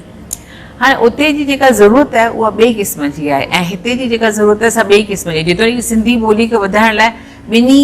मुल्कनि में जुदा जुदा नमूने जूं ख़िदमतूं खपनि थियूं। ऐं जे मां घणी ॻाल्हि त पंहिंजे देश यानी भारत जी करे सघां थी, जंहिंमें मां इहो चई सघां थी त असांजा ॿार जॾहिं हाणे सिंधी ॻाल्हाइणु लिखणु पढ़णु नथा ॼाणनि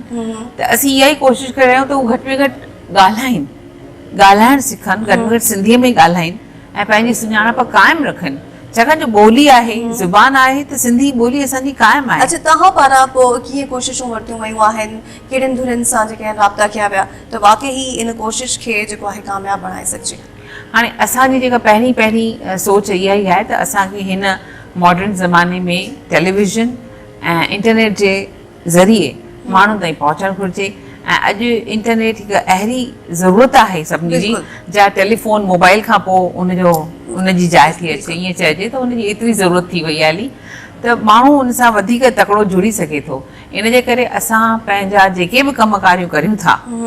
असांजो मिसला ऑडियो कैसेट्स थियूं, गीत थिया, यूट्यूब ते लॻभॻि 150 खां वधीक असांजा वीडियोज़ आहिनि ऐं असांखे उन खां 20 लखनि खां वधीक हिट्स आहिनि। उन खां सवाइ असां टेलीफिल्मुनि जे ज़रिए माण्हुनि ताईं पहुचणु चाहियूं था, एंटरटेनमेंट जे थ्रू। सिंधी सिखो। आशा जी, उते एंटरटेनमेंट जे रुझान खे जेके उते टेलीफिल्म्स ठहनि थियूं, उनजे मयार खे कीअं ॾिसो था? बाक़ाइदा कमु थिए थो पियो हिंदुस्तान में? मिठड़ी, तोखे इहा ॻाल्हि शायदि मुश्किल शायदि ख़बर न आहे त हिंदुस्तान में टेलीविज़न ते जेके टेलीफिल्म्स ठहनि थियूं या टेलीविज़न ते जेको सिंधीअ में कमु थिए थो,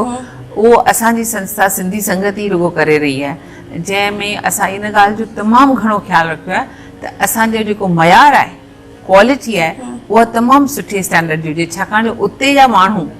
तमामु सुठी शइ ॾिसण ते हिरियल आहिनि। छाकाणि जो ॿिया जेके कॉम्पिटिशन में चैनल्स अचनि था त you have to be the best. असांजो मयार तमामु ई सुहिणो आहे, तमामु ई सुठो आहे, जंहिं ते मूंखे वॾो फ़ख़ुरु आहे। बिल्कुलु, इहा हक़ीक़त हुई। ऐं इहो सुवाल पुछण जो सिर्फ़ु रीज़न बि इहो ई हो व्यूअर्स, त जॾहिं असां बि उतां जा ठहियल गाना वॉच कयूं था पंहिंजी टीवी स्क्रीन ते, हिते टीवी चैनल्स ते अचनि था, या उतां जा कुझु कॉन्सर्ट्स आहिनि या कुझु फिल्म्स आहिनि, त पोइ तमामु घणो इंजॉय कंदा आहियूं। असांखे लॻंदो आहे त न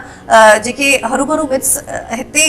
ओरिजिनेट थिया आहिनि सिंधी लैंग्वेज खे वठी करे ऐं सिंधी कल्चर खे वठी करे, जेके स्पेशली असां प्रमोट कयूं था जंहिं तरीक़े सां, उनखां बिल्कुलु अपोज़िट आहे हुते। त हिकिड़ो इहो मयार उन्हनि वाक़ई बहितरीनु रखियो आहे। ऐं ज़रूरत इन ॻाल्हि जी आहे जो असांजी चैनल पॉलिसीज़ बि जेके टीवी चैनल्स आहिनि उन्हनि खे बि उन तरीक़े सां ई स्ट्रेटेजी जोड़णु घुरिजे, जो जेकॾहिं असां नंढो बि को कमु ॾेखारियूं पर बहितरीनु ॾेखारियूं, ऐं वाक़ई लॻे त सिंधी ॿोली जेकी शाहूकार ॿोली आहे उन्हनि सां ई रिलेटेड आहे ऐं उन्हनि जे मयारनि ते पूरो पवे थी। ईअं आहे न, हक़ीक़त आहे। आशा जी, इन खां अलावा ओवरऑल तव्हांजी हाणे लाइफ ते अची था वञूं, घर में कीअं हूंदियूं आहियो, किचन में वञो थियूं नथियूं वञो, या सिर्फ़ु बिज़ी रहो थियूं पियो सिंध जी जेके ख़िदमत लाइ, सिंधी ॿोली जी ख़िदमत जे लाइ? हक़ीक़त इहा ई आहे त सॼो वक़्तु असीं इन ॿोलीअ जे हवाले सां कमु करियूं था। तंहिंजे करे असांखे जेके बि माण्हू मिलनि था पाण सां गॾु, उन्हनि खे जोड़ण लाइ उन्हनि जो वक़्तु पंहिंजे वक़्त सां जोड़ियूं, उन लाइ ज़रूरी आहे त असीं किचन खे पासे में रखी करे, छाकाणि जो उहो मुलाज़िम कमु करे सघनि था, पर जेको कमु तव्हां ॿोलीअ जे हवाले सां कमु करियूं था, जंहिंमें असीं चाहियूं था त सिंधी कहाणियूं जेके आहिनि से ऑडियो जे रूप में ऑडियो कहाणियूं हुजनि, उहे sundariyuttam.com असांजी माउ जो, मुंहिंजी माता श्रीमती सुंदरी उत्तम चंदानी हुई, जेका ताज़ो ई हाणे वफ़ात करे वई, ऐं मुंहिंजो पीउ एजे उत्तम, उहो सिंध जो वॾो लेखक हो, जंहिं फ्रीडम फाइटर हो, जंहिं आज़ादी जी जंग में जेल पिणु भोॻियो। त मां उन्हनि माइटनि जी धीउ आहियां जंहिंजे नस नस में सिंधी भरियल आहे, सिंधियत लाइ प्यारु भरियल आहे, सिंध लाइ सिक भरियल आहे। बिल्कुलु, त मां किचन में किथे वेंदसि? बिल्कुलु, ऐं हक़ीक़त इहा आहे। ऐं मां जॾहिं ई ख़बर पई कल्ह मूंखे त आयशा चांद अचनि थियूं पियूं, त आयशा जी जे हवाले सां मां इहो ॿुधी करे मूंखे ॾाढी ख़ुशी थी त हिननि जी वालदा साहिबा उन्हनि बि कोशिशि कई शॉर्ट स्टोरीज़ जे हवाले सां सिंधी ॿोली जी, सिंधी लिटरेचर खे जहिड़े नमूने सां हुननि प्रमोट कयो। उनखां पोइ ज़ाहिरा पंहिंजे वालिद साहिब जी ॻाल्हि कई। हाणे हींअर तमामु सुठी ॻाल्हि आहे त ओवरऑल हिननि जी फैमिली, चाहे हिननि जूं न्याणियूं हुजनि, चाहे हिननि जो जेको आहे जीवन साथी हुजे, सभु गॾिजी करे हिकिड़ो ई विजन ठाहियो आहे त सिंधी ॿोली खे, सिंधी कल्चर खे, उनजे हर हिकु एस्पेक्ट खे प्रमोट करिणो आहे। सिंधी म्यूज़िक जे हवाले सां छा चवंदा? सिंधी म्यूज़िक जे हवाले सां असां उहे गीत, उहे लाॾा, साखियूं वग़ैरह उन्हनि खे रीमिक्स अंदाज़ में पेश कयो आहे। असां सिर्फ़ु 2 सीडियूं ठाहियूं आहिनि, हिकिड़ो आहे राणो छो न मुर्गी ऐं मुंहिंजी शहज़ादी। उहे ॿई असांजे वेबसाइट ते फ्री डाउनलोड लाइ लॻल आहिनि ऐं तमामु घणा हिट बि विया आहिनि। असांजो बिल्कुलु सिंधी संगत.com जेको वेबसाइट आहे, उन ते ई ॿई शयूं रखियल आहिनि। जंहिं ते न फ़क़ति इहो पर असांजा जेके फंक्शन्स करियूं था असीं कॉन्सर्ट्स करियूं था प्रोग्राम्स करियूं था दुबईअ में हर साल जंहिंमें असीं सिंध जे कलाकारनि खे बि पाण वटि घुरायूं था जीअं असांजे माण्हुनि खे सिंध जे कलाकारनि बाबति ख़बर पए छाकाणि जो तव्हांजा ई चैनल्स हिंदुस्तान में नथा ॾिसण अचनि अच्छा इन जे लाइ किन किन नंढनि शहरनि में ॾिसण अचनि था पर बॉम्बे दिल्ली कलकत्ता में बिल्कुलु ई न छाकाणि हुते उन्हनि जूं पंहिंजूं पॉलिटिकल पॉलिसीज़ थी ठीकु आहे अच्छा इन पॉलिटिकल पॉलिसीज़ खे बि फेस करण लाइ कुझु तव्हां पारां कोशिशूं कयूं वयूं त मतिलबु हुजणु घुरिजे सिंधी चैनल्स बि इंडिया में ऐं जेकॾहिं सिंधी चैनल्स फॉर एग्ज़ाम्पल हिन वक़्तु ताईं इस्टेब्लिश न बि थिया आहिनि त पोइ जेके हितां जा सिंधी चैनल्स आहिनि उहे हुते वॉच थी सघनि हाणे इहा कोशिशि त असीं करे नथा सघूं त तव्हांजा चैनल्स हुते ॾेखारिया वञनि माना वॾनि शहरनि में छाकाणि उहो सॼो केबल ऑपरेटर्स ते मदार थो रखे ऐं उहे काफ़ी पैसा बि चाहिनि था उन खां सवाइ शायदि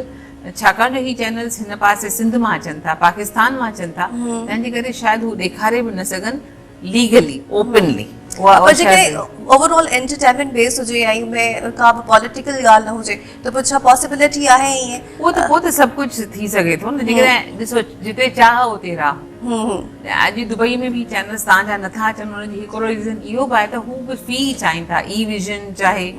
पहला विजन जेके बि आहिनि हुते केबल ऑपरेटर्स जेके गवर्नमेंट जे तरफ़ां आहिनि उहे चाहिनि था त असांखे तव्हां पैसा ॾियो त तव्हांजा चैनल्स हुते ॾेखारिया वञनि उहो ॾाढो सवलो कमु आहे दुबईअ में पर दुबई में वरी एतिरा सिंधी न आहिनि जेतिरा सिंधी सॼे हिंदुस्तान में आहिनि अच्छा जेके सिंधी तव्हां दुबई में ॾिसो था पिया उन्हनि खे तव्हां कीअं ॾिसो त उहे पंहिंजी सिंधी लैंग्वेज सां या जीअं तव्हां ॻाल्हि कई त हिंदुस्तान में जेके फैमिलीज़ आहिनि उनमें हाणे ॿार सिंधी नथा पढ़ी सघनि त दुबई में तव्हां सम्झो था त उहो रुझान आहे जेके फैमिलीज़ हुते सेटल्ड आहिनि उहे चाहिनि थियूं त उन्हनि जा ॿार सिंधी पढ़नि ऐं सिंधी सिखनि त हिकिड़ी ॻाल्हि इहा चइबी त दुबई में जेके बि सिंधी आहिनि अक्सर उन्हनि जा ॿार सिंधीअ में ॻाल्हाइनि था उन्हनि खे सिंधी घटि में घटि ॻाल्हाइण अचे थी जेतोणीकि हू सिंधी सिखी बि जल्दी सघनि था छो जो स्कूल में हुननि खे अरेबिक कंपलसरी आहे ठीकु जो अरेबिक सिखनि था पर ईअं आहे न त जेकॾहिं तव्हांखे अरेबिक अचे थी त उनजो मतिलबु आहे त तव्हां सिंधी ॿोली जेका लिखियलु आहे उहा पढ़ी सघो ऐं उनजो वरी मतलब बिल्कुल अल्फाबेट काफी हद ताईं सिमिलर आहिनि त उहो बिल्कुल आसान थी वञे घटि आहिनि हा सही आहे ठीकु आहे ऐं हिंदी जे हवाले सां छा चवंदो त ठीकु आहे सिंधी लैंग्वेज त आहे पर हिंदी लैंग्वेज ऐं सिंधी में बि तमामु घणी संस्कृत जीअं त मिक्सड आहे त उते हिंदी त ॿार ॻाल्हाइनि था पिया त पोइ सिंधी तरफ़ छो रुझान न वधी सघियो आहे छाकाणि जो असां वटि हिकिड़ो त स्कूल कोन जंहिंमें हू सिंधी ॿोली एज़ अ सब्जेक्ट बि कंपलसरी नमूने में पाढ़ी वञे इहा ॻाल्हि कोन्हे ऐं ॿी ॻाल्हि त जेके माइट आहिनि उहे पाण ई सचमुच सिंधी नथा ॻाल्हाइनि पंहिंजे ॿारनि सां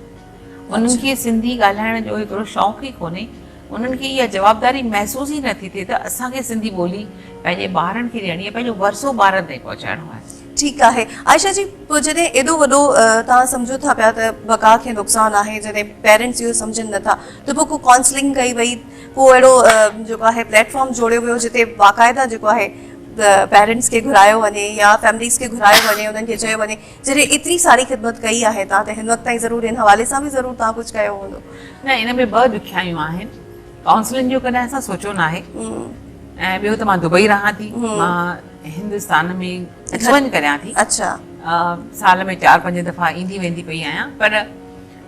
जेका काउंसलिंग जी ॻाल्हि आहे उन में हिकु ॿियूं बि दिक़तूं इहे आहिनि त सभु माण्हू ॾाढा पखिड़ियल आहिनि जुदा जुदा हंधनि ते जुदा जुदा शहरनि में त उन्हनि ताईं पहुचणु उन्हनि खे रुगो लीडर आहिनि जेके चई सघनि था त बाबा हाणे पंहिंजे ॿारनि खे सिंधी पाढ़ियो कयो ऐं सिंधीअ में सेखारियो पर इहा ॻाल्हि कमु नथी करे तंहिंजे करे असां जेको तरीक़ो अपनायो आहे त टेलीविज़न ते असीं पंहिंजो प्रोग्राम कयूं था जेको तव्हांखे चए नथो त तव्हां सिंधी सिखो पर उहो तव्हांजे असखुद ॾिसण में ॻाल्हाइण में ॿुधण में ॿुधंदे सिंधी सिखी सघो था इहो असांजो तरीक़ो आहे एंटरटेनमेंट जे थ्रू सिंधी सेखारणु इनडायरेक्टली त पोइ हुन में ड्रामा ऐं थिएटर सभु अची थो वञे न असीं टेलीफिल्म्स ठाहियूं था असीं ड्रामा ॾांहुं स्टेज ॾांहुं घटि ध्यानु ॾियूं था छाकाणि जो जॾहिं तव्हां ड्रामा कयो था त तव्हां वटि लिमिटेड ऑडियंस आहे 500 माण्हू ॾिसी सघंदा या असां वटि दुबई में जेको ऑडिटोरियम आहे हुन में 1600 खां 2000 माण्हू ॾिसी सघनि था पर वेही सोचो जॾहिं टेलीविज़न ते का शइ अचे थी एग्ज़ैक्टली न डीवीडी में बि छा आहे उहो तव्हांजे इख़्तियार में आहे त तव्हां डीवीडी विझो हलायो ऐं ॾिसो जे तव्हां न कंदा त उहा डीवीडी उते सड़ंदी पई को मतिलबु न आहे। पर टेलीविजन जे टाइम ते को टाइम थिए थो जेकॾहिं पंहिंजे घर में वॾा आहिनि त उहे चवंदा बाबा पुटु अचु मूंसां अची वेही ॾिस अधु कलाकु सुठो प्रोग्राम पियो अचे अचु त ॾिसूं ठीकु त ॿार मञी बि वठंदो। बाक़ी हूअं त मुश्किल आहे जेकॾहिं तव्हां ॿार खे चओ तूं मूंसां गॾु फिल्म ॾिसण हल सिंधी फिल्म थिएटर में लॻी आहे ठीकु आहे। हू चवंदो बाबा अंग्रेज़ीअ में मुंहिंजो इंट्रस्ट न आहे तोसां हलण में त मां हक़ीक़त आशा जी इन खां अलावा ठीकु आहे जीअं तव्हां टेलीफिल्म्स जे हवाले सां ॻाल्हि कई त पूरी फैमिली भई हुनखे ॾिसे थी को अहिड़ी टेलीफिल्म या को अहिड़ो प्रोग्राम अरेंज कयो वियो हुजे टेलीविज़न जे हवाले सां ई जंहिंमें ॿार तमामु घणा इंट्रस्ट हुजनि पोएम्स हुजनि को अहिड़ी एक्टिविटी हुजे ॿारनि जी जीअं त ॿारनि खे ई हिन तरफ़ आणणो आहे। इहा तुंहिंजी ॻाल्हि बराबरि आहे पर मुश्किल हिकिड़ी ॻाल्हि आहे त असां वटि जेकॾहिं 24 कलाकनि जो सॼे वक़्त जो चैनल आहे ऐं फ़क़ति अधु कलाक आहे ॾेखारण लाइ त इन ॻाल्हि जो असीं ख़्यालु उहो बि हफ़्ते में 2 दफ़ा हुजे त ॾाढो मुश्किल थो थिए त उन वक़्तु असीं सॼो अधु कलाक प्रोग्राम ॿारनि जे हवाले करे छॾियूं छाकाणि जो वॾनि खे वरी तकलीफ़ थींदी। पर असीं जेका कोशिशि करे रहिया आहियूं त असांखे भारत सरकार खां 24 कलाकनि जो चैनल हाणे ज़रूरु मिलणु खपे छो जो सिंधी ॿोली 8 शेड्यूल में कॉन्स्टिट्यूशन में दाख़िल आहे जंहिंमें उर्दू संस्कृत सां गॾु सिंधी इहे 3 ॿोलियूं आहिनि जिन खे का पंहिंजी ज़मीन कोन्हे स्टेट कोन्हे पर हाणे उर्दूअ खे भारत सरकार जे तरफ़ां 24 कलाकनि जो DD उर्दू चैनल मिली चुको आहे। संस्कृत जे हवाले सां उहो 95 करोड़ साल में ख़र्च कनि था त असांजे सिंधीअ खे न ॾोह कयो। असीं इन ॻाल्हि खे वठी ॾाढी ज़ोर शोर सां कोशिशि करे रहिया आहियूं त असांजी सिंधी ॿोली पंहिंजो हिकु चैनल हुजे हुनजो ज़मीन न आहे इहो वॾो ॾुखु आहे जे हुजे हा त चैनल असख़ुदि अची वञे हा पर हाणे पंहिंजी सार संभाल रहण असांजो फर्ज़ु आहे। अच्छा केतिरे हद ताईं तव्हां सम्झो था त तव्हांजूं कोशिशूं जेके आहिनि उहे साबिया थियूं बसि असांखे 5 साल थी विया आहिनि असां गवर्नमेंट खे ख़त लिखिया आहिनि पोस्टकार्ड्स मोकिलिया आहिनि एसोसिएशन्स ख़त लिखिया आहिनि जुदा जुदा नमूने सां कमीशन्स विया आहिनि माण्हू विया आहिनि एसोसिएशन्स विया आहिनि वञी गॾिया आहिनि उन्हनि सां त ज़ोरबार सरकार जे मथां तमामु घणो आहे त सिंधियुनि खे पंहिंजो चैनल हाणे ॾियण जो वक़्तु अची वियो आहे त बसि असांखे लॻे थो हिन साल थी वेंदो कमु। बिल्कुलु असांजूं दुआऊं तव्हां सां प्रार्थनाऊं सां तव्हां सां गॾु आहिनि। आशा जी इन खां अलावा हितां जे अदबी लॾे ऐं हितां जेके सुञाणंदियूं आहिनि उन्हनि इन हवाले सां कहिड़ी सहकार कई आहे तव्हां सां जे तव्हां एतिरी वॾी जंग हिकिड़े तरह सां इहा जंग ई आहे त उते ज़मीन जो टुकड़ो न हुजण ऐं पोइ तव्हां चैनल आणणु चाहियो था ऐं तव्हां चाहियो था त सिंधी ॿार सिंधी सिखनि छो मतिलबु हिकिड़े भारत में या इंडिया में असांजा ॿार आहिनि जेके सिंधी घराणे में पैदा थियनि था पर सिंधी ॻाल्हाए न सघनि त इन फ़िक्र खे ज़हन में रखंदे एॾी वॾी जिदोजहद शुरू कई आहे त हितां तव्हांखे कहिड़ी मोट मिली? हाणे हिते जो इहो ई वरी हिननि जी लिमिटेशन इहा ई थी वञे त उस त कहिड़े नमूने में असांखे मदद करे सघनि था। बाक़ी असां जॾहिं अचो त सिंधी सिखूं लेट्स लर्न सिंधी CD रोम ठाहीसीं त हिते मां 2004 में आयसि हुनजो वॾे शानदार नमूने सां इनॉग्रेशन कयो स्वागत कयो वियो। हाणे मां उन्हनि सां वरी सिंधी लैंग्वेज अथॉरिटीज़ वग़ैरह सां मिली आई आहियां त हू चवनि था त असीं कहिड़े बि नमूने में गॾु कमु करे सघणु चाहियूं था ऐं मुंहिंजी हिन वक़्तु इहा ई कोशिशि आहे त असीं कंहिं नमूने में गॾियल तरीक़े सां जेका वीडियो कॉन्फ्रेंसिंग ज़रिए या ऑनलाइन नमूने में ईअं क्लासरूम वर्चुअल क्लासरूम शुरू कजे जंहिंमें ॿिया जेके चाहिनि उहे अची करे असांजे सिख्या जो लाभ वठी सघनि असीं उन्हनि खे सिंधी सेखारे सघूं जेके जेके चाहिनि था त असीं सिंधी लिखणु पढ़णु सिखूं घटि में घटि उन्हनि लाइ इहा हिकु सहूलियत मुयसरु कजे। आशा जी संगीत सां छा आहे? संगीत सां छा आहे मां पाण बुल्ले राणी साहिब खां 3 साल संगीत जी सिख्या वठी चुकी आहियां त पंहिंजे मधुर आवाज़ में कुझु ॿुधायो। ओ बिल्कुलु ई न प्लीज़ काफ़ी वक़्त खां ॻायो न आहे त मां कुझु बि न ॻाए सघंदसि ऐं मां हिन लाइ बिल्कुलु तयारु बि न थी आई हुअसि न त शायदि घर में प्रैक्टिस कयां हा न त हाणे ॾाढो सुठी पर ख़ैर मूंखे ॾाढी ख़ुशी थिए हा त जे करे तव्हां थोरो ई झुंगारे वठो आहे त पॉसिबल न आहे। अच्छा इन खां अलावा कहिड़ा लेखक आहिनि जिन खे त पढ़ी करे तमामु घणो एंजॉय कंदा हुजो? साईं लेखकनि में त मूंखे मुंहिंजी माउ जी जेका कहाणियूं आहिनि उन जेका लिखणी आहे उन जेका ॿोली आहे उन जी जेके थीम्स आहिनि समाजिक जा जेके पहलू समाज जा पहलू हुन जेके पंहिंजे कहाणी में पेश कया आहिनि उन तां मां ॾाढी मुतासिर थियल आहियां ऐं हिते जे लेखकनि मां हिकिड़ी शिकायत ज़रूरु अथमि हिते जे साहित्य सां त जॾहिं हिते लिखनि था हाणे त उन साहित्य में उर्दूअ जी एतिरी त भरमार थी वई आहे उर्दू लफ़्ज़ एतिरा घणा इस्तेमालु थियनि था जंहिंजे करे उनजो सचमुच त मज़ो थोरो निकिरी थो वञे जेको लसे लसे उहो पढ़ंदो वञे सम्झ में ईंदो वञे छा जो उर्दू जी माहिर त मां बि न आहियां थोरी घणी सम्झ रखां थी पर तॾहिं बि ऐं इन ॻाल्हि खां जेकॾहिं थोरो ई हर को लेखक सुञाण लेखक छाकाणि जो लेखक जे मथां वॾियूं जवाबदारियूं आहिनि बिल्कुलु असांजे ॿोलीअ जे ज़िमेवारियूं आहिनि। वधारे जे लाइ वधीक आम रवाजी माण्हूअ खां वधीक जवाबदारी जेका आहे ज़िमेदारी आहे उहा लेखकनि ते आहे, अदीबनि ते आहे। त उन्हनि खे घुर्जे त हू इन ॻाल्हि खां थोरो टहनि, सिंधी लफ़्ज़ असांजी अहिड़ी शाहूकार ॿोली आहे उन जो इस्तेमालु कनि पंहिंजे लिखणीअ में। त घटि में घटि जॾहिं उन्हनि जूं लिखणियूं इंटरनेट जे ज़रिए असांजे हुते भारत देश में पहुचनि त उते जा लेखक उन्हनि खे सवलाई सां पढ़ी सघनि ऐं हिक ॿिए सां हिकिड़ो नातो वधीक वेझो थी ठीकु आहे। तव्हांजी अमर जूं एतिरियूं सारियूं शॉर्ट स्टोरीज़ तव्हांजी ॻाल्हि थिए त उन्हनि समाज खे हिते लिखियो जेके उतां जा मसइला आहिनि, का हिकिड़ी अहिड़ी कहाणी हूंदी जेके वाक़ई तव्हांजी दिलि खे छुई वई हुजे? हाणे कहाणियूं त मुंहिंजे दिलि खे काफ़ी छुयल आहिनि, पर असांजे माण्हुनि ताईं पहुचाइण लाइ असां हुनजी टेलीफिल्म ठाहीसीं विलायती घोट जी ॻोल्हा, जेका तमामु मौज़ून नमूने में असांजे सिंधियुनि जे मसाइले खे भई हिकु विलायत मां छोकिरी पंहिंजी वठी करे हुनजी माउ अचे थी हिंदुस्तान में, पाण विलायत में रहंदी चए थी पर मूंखे छोकिरो खपे जेको रहंदो हुजे ॿाहिरि, पर मां हुन सां शादी हिते ॻोल्हियां मां हिते थी, माना हुनखे हिते जो छोकिरो माना हिंदुस्तान जो छोकिरो न खपे, हुनखे छोकिरो खपे विलायत जो यानी फॉरेन जो। पोइ कीअं अॻिते उहा कहाणी हली करे रूप बदिलाए थी ऐं उहा कीअं छोकिरी पोइ शादी हिते जे छोकिरे सां माना हिंदुस्तान जी धरतीअ ते छोकिरे सां शादी करे थी। उहा ॾाढी एक्ट कहाणी जेका शायदि अमर काफ़ी वक़्तु अॻु में लिखी, पोइ असां उहा प्रोड्यूस कईसीं। हुन जूं ॿ टे ॿियूं बि असां टेलीफिल्म्स ठाहियूं, इंसाफ़ जे नाले सां या किटी पार्टी जे हवाले सां, या ॿियूं काफ़ी कहाणियूं जेके ॾाढियूं इंट्रस्टिंग आहिनि। आयशा जी सां ॻाल्हियुनि जो सिलसिलो हलंदड़ आहे। मूंखे सिखण लाइ तमामु घणो मिली रहियो आहे ऐं मां तमामु घणी ख़ुशनसीब आहियां जो अॼु इन शख़्सियत सां वेठी आहियां ऐं हिते मां उन्हनि सां ॻाल्हाइण जो मूंखे मौक़ो बि मिलियो आहे। केतिरी मौज मिली उन्हनि टेलीफिल्म्स खे ऐं केतिरी ॾुखियाई थिए थी पई जॾहिं उहे टेलीफिल्म्स प्रोड्यूस कयूं वञनि थियूं पियूं। ज़रूरु पुछंदासीं ऐं आयशा जी सां। असां सां गॾु रहिजो, तव्हांखे केॾांहुं बि न वञो।